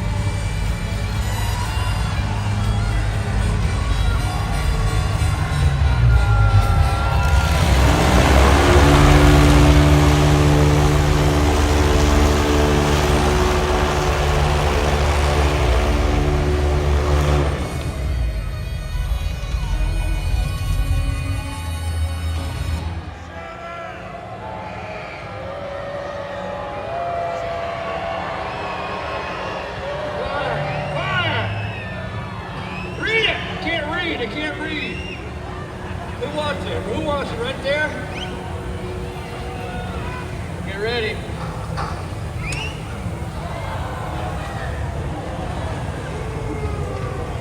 Quiet! Knock it off! Who's got the golf ball? Don't be shy. That shy guy has my golf ball. No, that's okay, it's all right. We might actually need these people. Thank this. Brothers and sisters!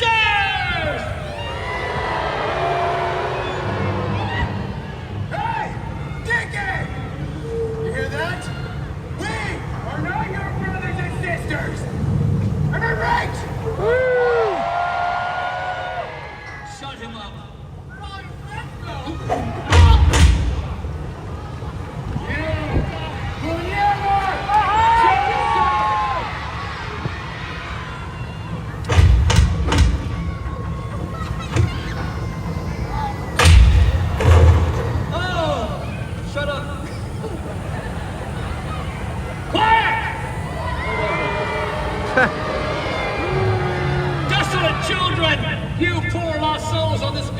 floating piece of sheet metal.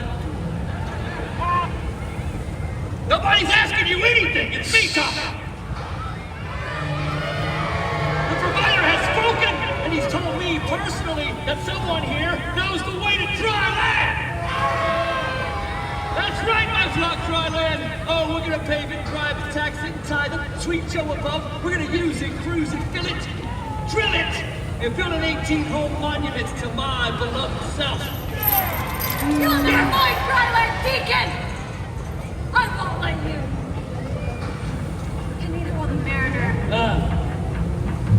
Mariner. Chuck, close the gates.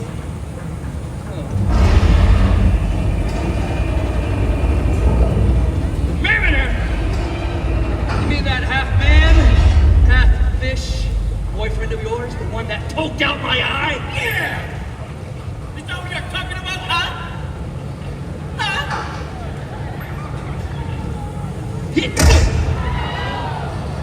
I'm talking.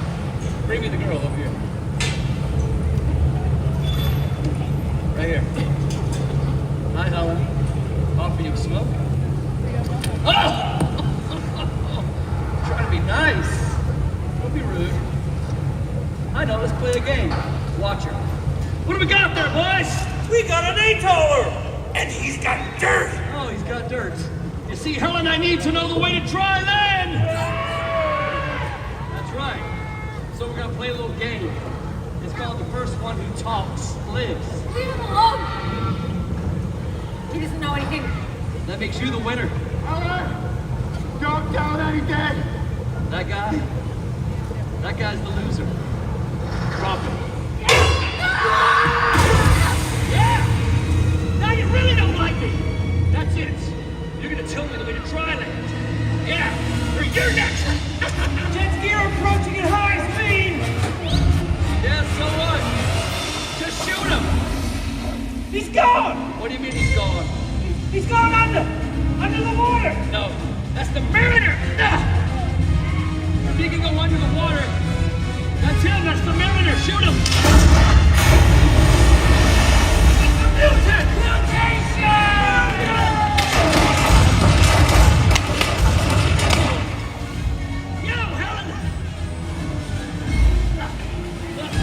Before the party's over, I'll get the girl.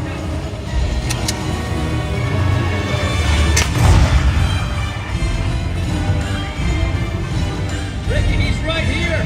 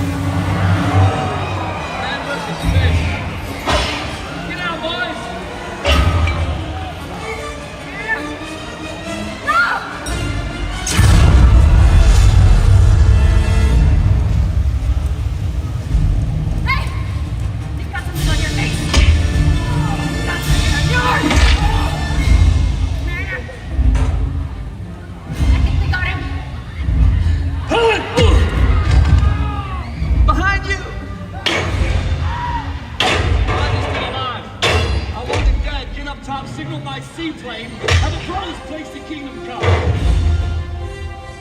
take care of the government. What's wrong with this thing? Shut up.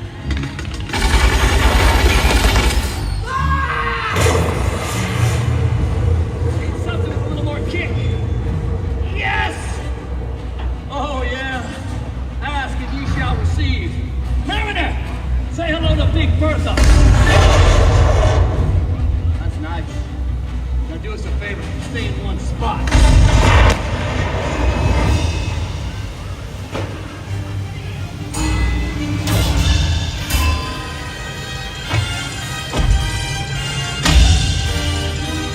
Want to use Chuck as a shield? I never liked Chuck.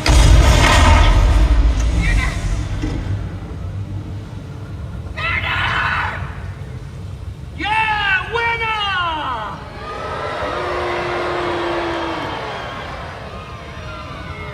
Okay, thank you. Get up. Somebody signal my seaplane. I didn't like that, all my men are dead. Good!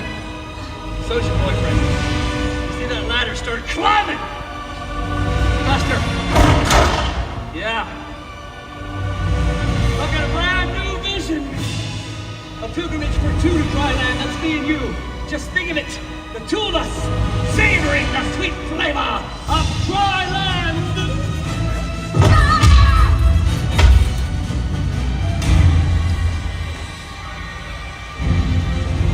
All right, Alan. What? No! You don't...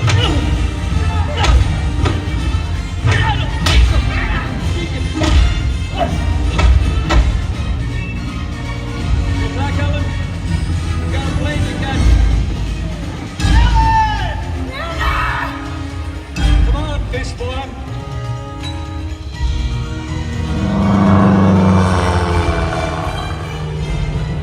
Let us decide the fate of the new world. Does it belong to man or fish? Look at the boat. No. You're not going anywhere.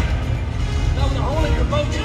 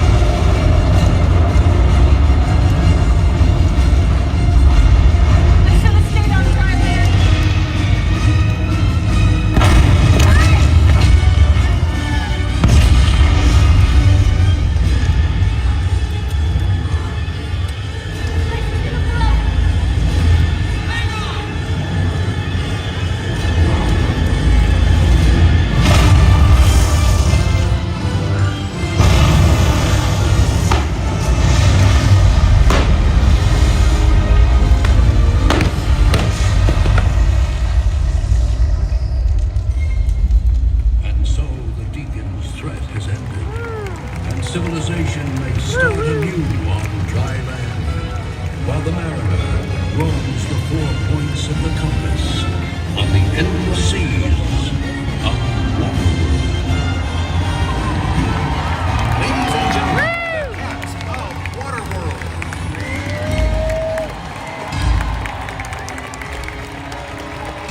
Thank you!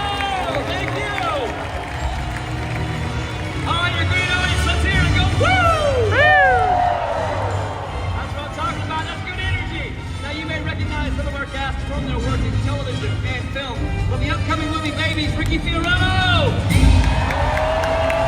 You can see him in Gonzo Girl, Tristan Haas. From Star Trek Picard, Matt Baxter. From the Naked Gun, Yayo Kino. From the Rookie, Joey Wilson.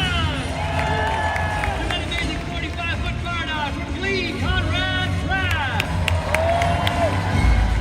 And of course, the heroes of the show, from Lions MC, the one and only Hannah Bible.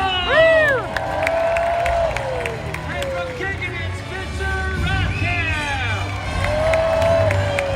My name is Rich Thorne, and you can see me in Crime 101. Now enjoy the rest of your day here at Universal Studios Hollywood. We hope you've enjoyed this performance of Waterworld and that you are enjoying your stay here at Universal Studios Hollywood. As you exit the arena, please do not walk on or over the bench seats. Please take small children by the hand and use the stairs and aisleways only. Thank you.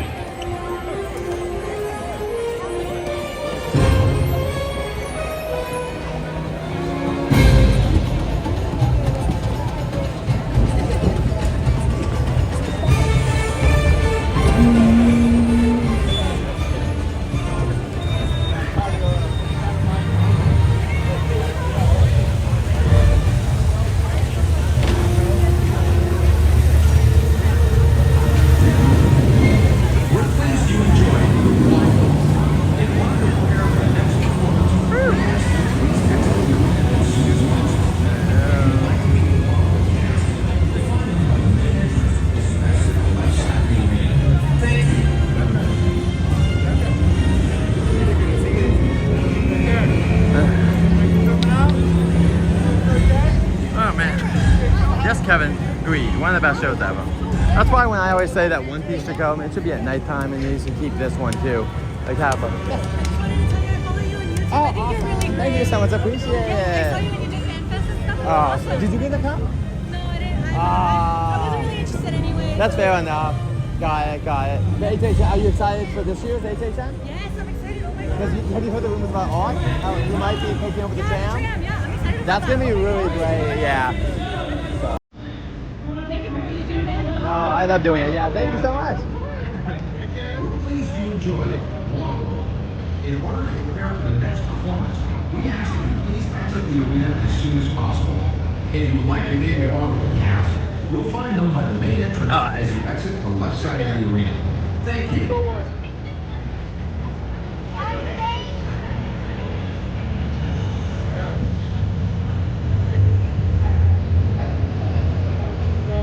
Hey, there's like a few people here. A unique situation where it's like a few.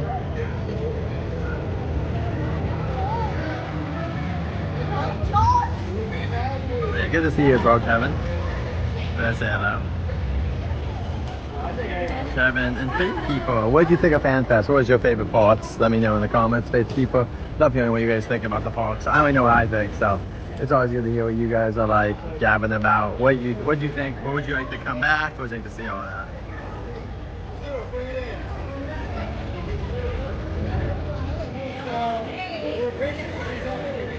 And the Bible. He's cool. Does great work.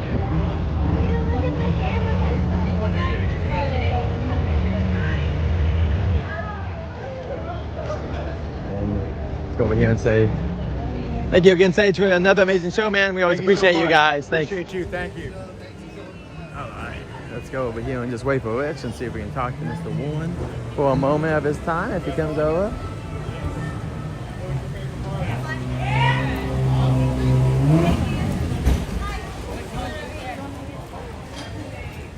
Yeah, Kevin, my opinion is I thought it was great. I think that there are definitely improvements to be made still. especially the meet and greet stuff. But I definitely do not think it was a bad year. I think that maybe like some IPs was hot for certain people, but obviously look how crowded it was and how much fun people are having. Like, it's one of those things where I just think Back to the Future was amazing, and I think that no attraction will almost ever get to that level. So that's it. I think everything else is just at that stuff.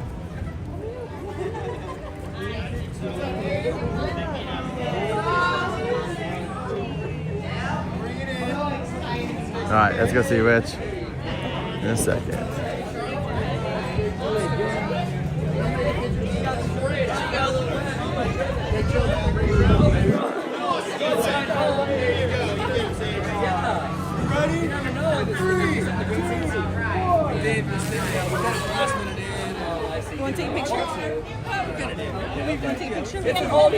Anyway, welcome in Alexa too, and good to see we got everyone in here.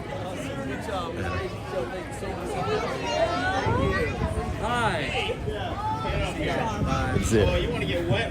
Good to see you, Rich. It's going great today. It's going good today. It's going. I mean, we got beautiful weather. Yeah. We got Waterwood. Pretty much a filled show. Yeah, you came to a really good one today. That was a really fun one. We had some technical issues early on today. Did you? Oh, okay. I was just. I didn't notice anything in this show at all. Not this show at all. This yeah. show. No, that was great. And the audience like responded. Maybe not in the way like.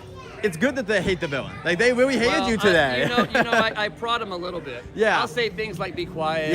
Or I'm talking now. Like that cues them to go. Well, I'm gonna talk. Oh my gosh. So if I can get them to do that, that just makes them want to boo me and like interact even more. Oh, I love it. I enjoy that too. Yeah. I take a lot of pride in being the villain, but also getting the audience because they know what it is too. Yeah. To play along, and when they play along and boo me like that, it's the best. We just did Fan Fest, and that's the big thing is that you guys are really good. It's almost like you're going into like another reality whenever you step into one of these attractions. Yeah. And what's really cool is that then if you play along with it, it's way more fun. Like that's it. If you come in and you're just like, oh, of course this is all fake. Who cares? Yeah, you're not gonna have fun. But if you come in and pretend you're in the universe, you guys give back so much great energy. And like honestly, like, that's why I think people miss out when they come to these events or anything. And they're like, oh, I didn't really see why it was special. It's like because you treated it like a theme park. You treat it like Six Flags. No offense. Six Flags, like a roller coaster versus like, hey, what if I talk to them or like interact the way they want? Live show experience, there's nothing like it. No, nothing like it. We hope obviously Waterwood stays for like forever, if possible, because it's a classic. It's a classic. They really get to experience it. Anyway, we'll see you next time. Have a great day.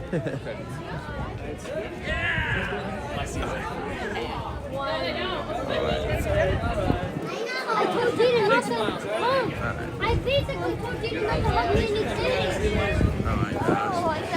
All right, and it's wow, look at that. 3,000 is people, give or take. Probably about 2,500 would be my guess. Really a good amount of people were in this theater right now, and they're all leaving now. So now here we go. Let's go to the One Piece. Let's try to get to the One Piece stuff. We can't like do anything where we can go over there. Angelica, welcome in.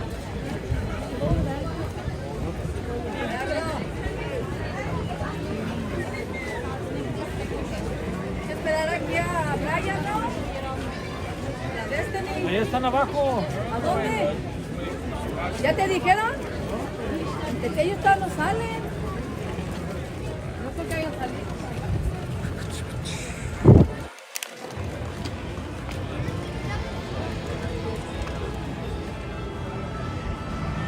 Saying goodbye to the One Piece stuff.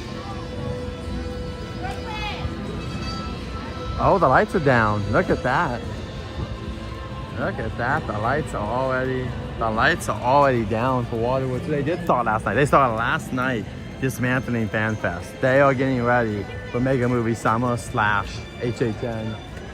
You can see a huge sea of people, just an insane amount of people. And right now too, there is a little bit of a limited space because of the cool One Piece stuff here. We're just seeing it, you won't be able to walk as much because there's obviously 20-ish feet plus the volume missing.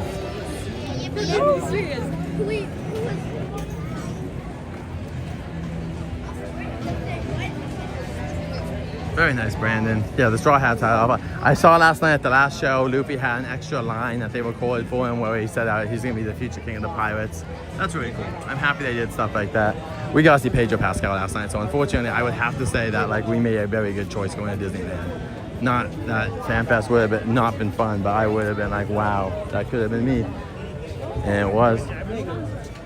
It was wonderful. It was a very cool moment. I like Pedro since he was in Game of Thrones. I'm sure he's been in stuff before that, but that was like one of his big breakout roles.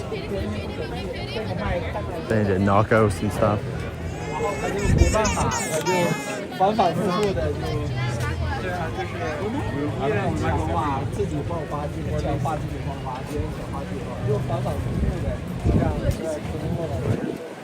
This is a Max. We're talking about messages.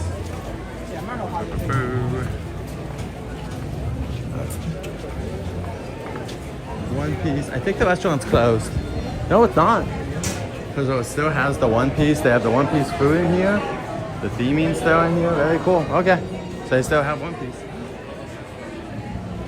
They're probably trying to sell out the... Maybe they had extra food reserves. Or they ordered more during the event because of how popular it was. So either way. Oh, Doc salad. I was going to say I had a Doc.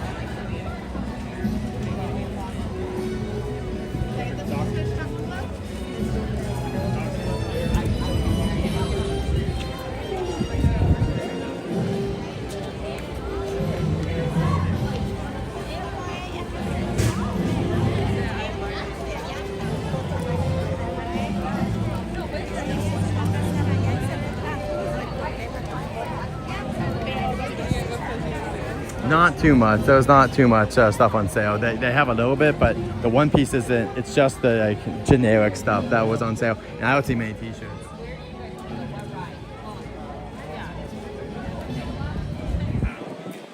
Yeah, he was amazing Game of Thrones.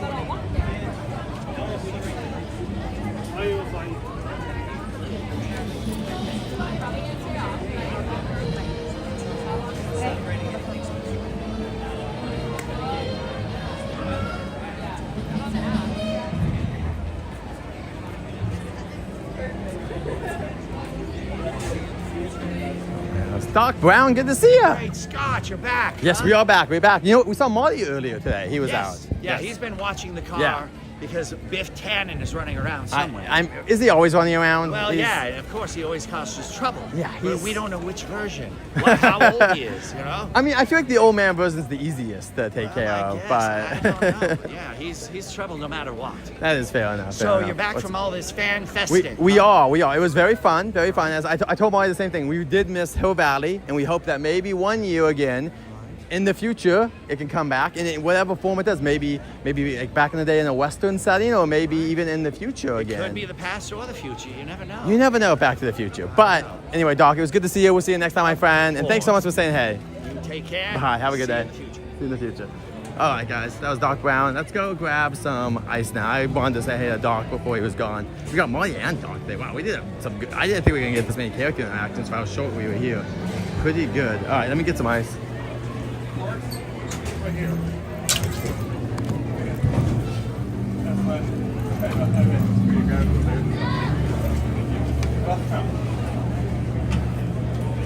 That's pretty weird. They were all they were all pork. It was all pork. Yeah, mostly. Someone got me some. Trying to fill this thing up before someone else.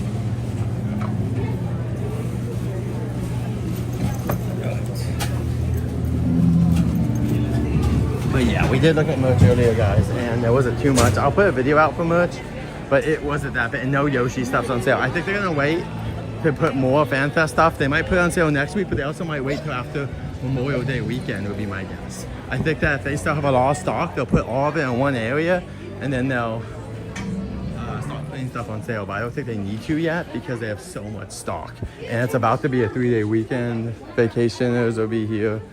So maybe like this is on sale too.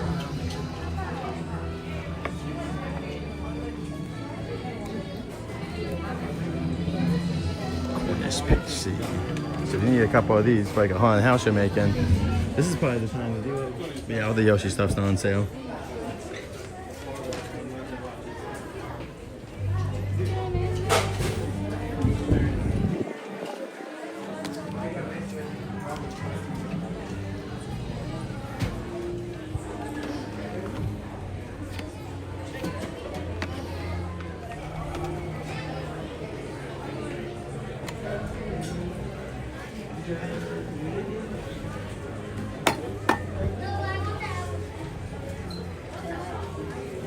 $20. And that's 14. How much is the pen? The pen's also 14. They also have the t-shirt. The t-shirt's on sale.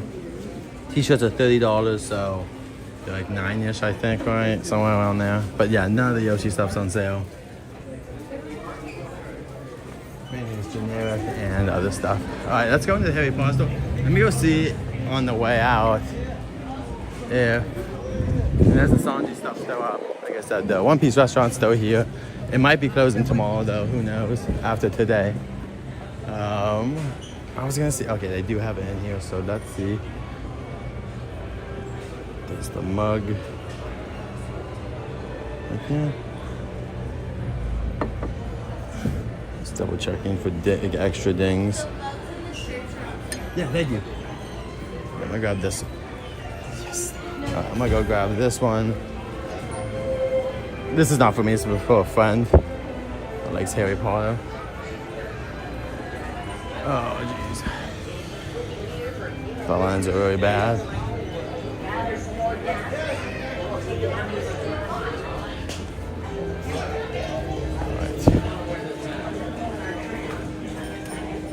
Are you doing like cross lines now? Oh, okay, yeah.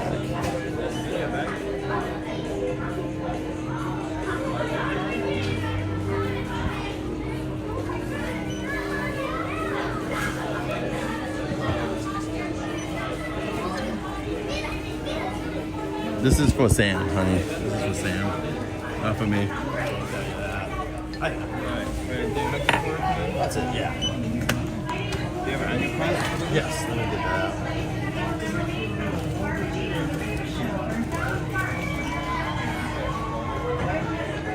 But the problem is 372.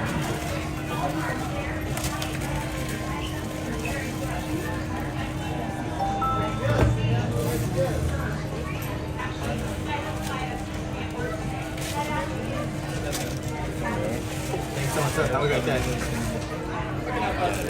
Alright.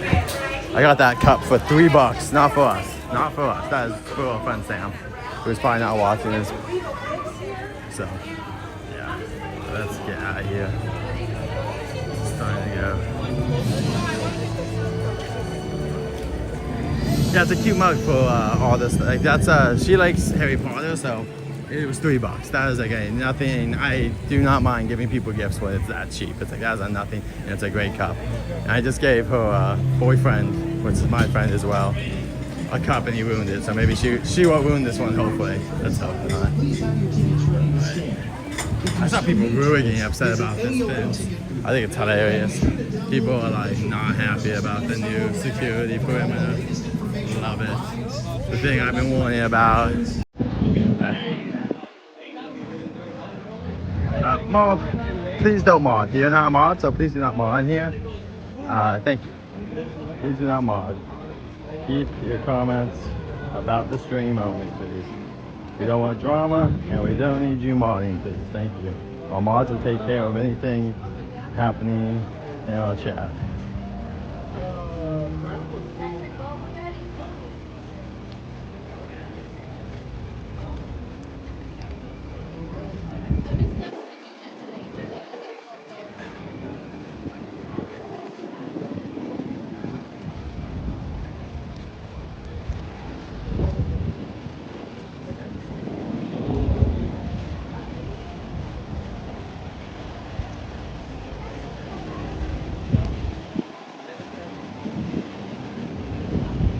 Rainbow's getting that. Rainbow's getting some. Taco Bell. Rachel, welcome in.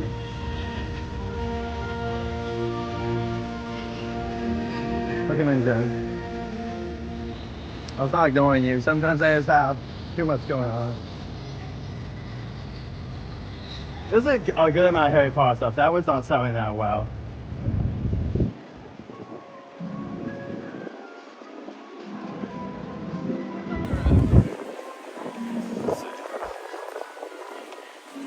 Welcome in musical natural. Oh my gosh.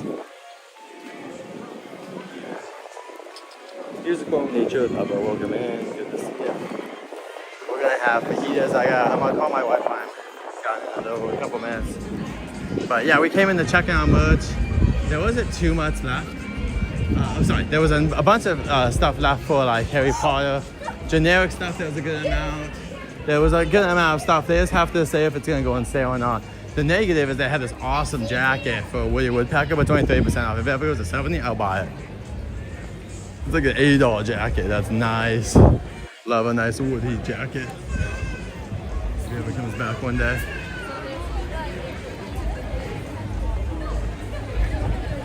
Oh. What store are we talking about here? Oh, the Take-Two store? Yeah. Yeah, we need the Take-Two store. It's very good. All right. Yeah. Hopefully we'll get another one at some point, guys and gals. FanFest has a good amount of merch, so that we'll see. I don't know if it's enough to reopen it, but they might reopen it for HHN. Who knows? Something like that. And also Grinchmas will have stuff. I really wish we could have gone last year. They had on sale. I got Jen. I'm pretty sure I got her the Jurassic Spirit jersey, but I can't get to the Back to the Future one. I wish I could have got the Back to the Future Spirit jersey for Christmas.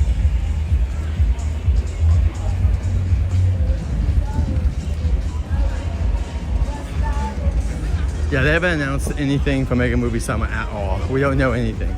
My hope is that someone out there likes me is like, Jared really wants Jurassic. Come back and like, fine for Jared, we'll do it. And then we get Jurassic. Even if it's on 3 p.m. on, that'd be totally worth it. Like, could you imagine? Like, we just go down there. We just have like all the stuff in that 3 p.m. bam. Jurassic comes back online. So, I don't know. If they can make something like that work out, that'd be cool. If not, I get it. They would have to adjust some of it, give them more shade down there for sure, because it's gonna be hot. But yeah.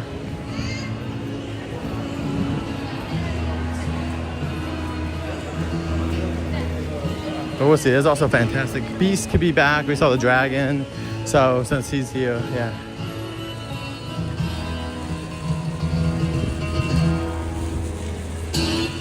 Music. Yay. So there's a sea. Oh, she's also doing the stuff. She's out here. For those out there viewing stuff. Yeah, it'd be cool if One Piece could come back. I don't think we have any hope of One Piece staying this year, guys. I think this is the year though where they could next year do something.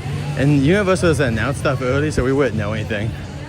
But Alexa, they hired. Then there's a new Gabby, and one of the new Gabbies, she used to be Elphaba. One of the new Gabbies used to be Elphaba, so that's cool. And I think one of the Brandon, if he's in the chat, he could correct me if I'm wrong. I think one of the Glendas also played. That's cool. I think one of the Glendas played a Daphne as well, if I'm not mistaken. At least one, if not more.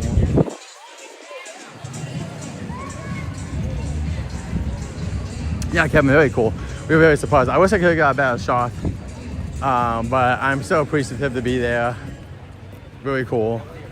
Jon Favreau was the man. He made The Mandalorian, Iron Man, along with Dave Filoni, who obviously has done Clone Wars and a bunch of Star Wars stuff, the leader of Star Wars. Jen also knows Jon Favreau as the guy who was Happy. He's in a bunch of movies. He's directed a bunch of stuff. Chef's a great film. If you guys have a look up Jon Favreau's Chef movie, really good. Honestly, I should show it to Jen. She'll really like it. And then there's also, of course, Sigourney Weaver. She was amazing. She's very nice to wave at us.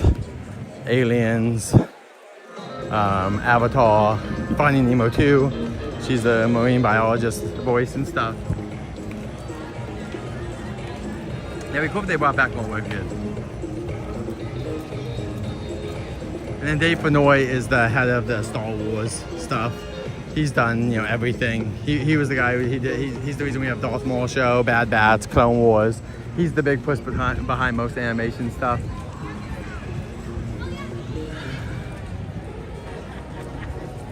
But yeah, Wicked would be cool if they brought it back.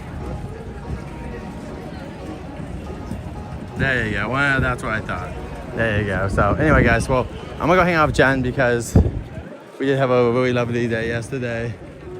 But it's time for me to go home. I had with my beautiful wife for a little while, and a cat. Gonna watch some slime. Well, Sammy called the time I got reincarnated as a slime, along with maybe some Full Metal Alchemist, Bluey, Brooklyn Nine-Nine, which we went to one of the filming locations for Brooklyn today. We went to the back lot in the New York sets. That's where Brooklyn Nine-Nine filmed, so very cool. One more, have a good day. Alexa, Kathleen Kennedy retired a couple of weeks ago, so now it is Dave Fennoy, and he was who George Lucas handpicked. So when George Lucas was training someone, he was training Dave to take over, and Dave actually worked on Avatar: The Last Airbender, and that's what got George Lucas's attention, was he worked on Avatar: The Last Airbender, and so then he came over to Lucas Animation to help with that and make the Clone Wars, Bad Batch, Darth Maul show, Ahsoka show. He also is the reason we have the Ahsoka show. Dave Fennoy is the person who created Ahsoka, basically. So if you like Ahsoka, that's from Dave Fennoy. Bad Batch is him. He really gave the clones and everything else a lot of stuff. So yeah, Dave Fennoy is the man. He's like one of my favorite. He was one of my favorite before he became a huge, because he was the man on doing this stuff. He is a huge knowledge of stuff in-house. Thank you guys so much. I also put out the new Mandalorian show, if you did see that last night. And I'll be putting out a bunch of other stuff, like going on the Treehouse at sunset and some other POVs of rides like Peter Pan and whatnot. So if you guys want to check those out, always like, subscribe, share, all that good stuff. So until next time, safe journeys. This has been Jared's Journeys. We'll see you soon.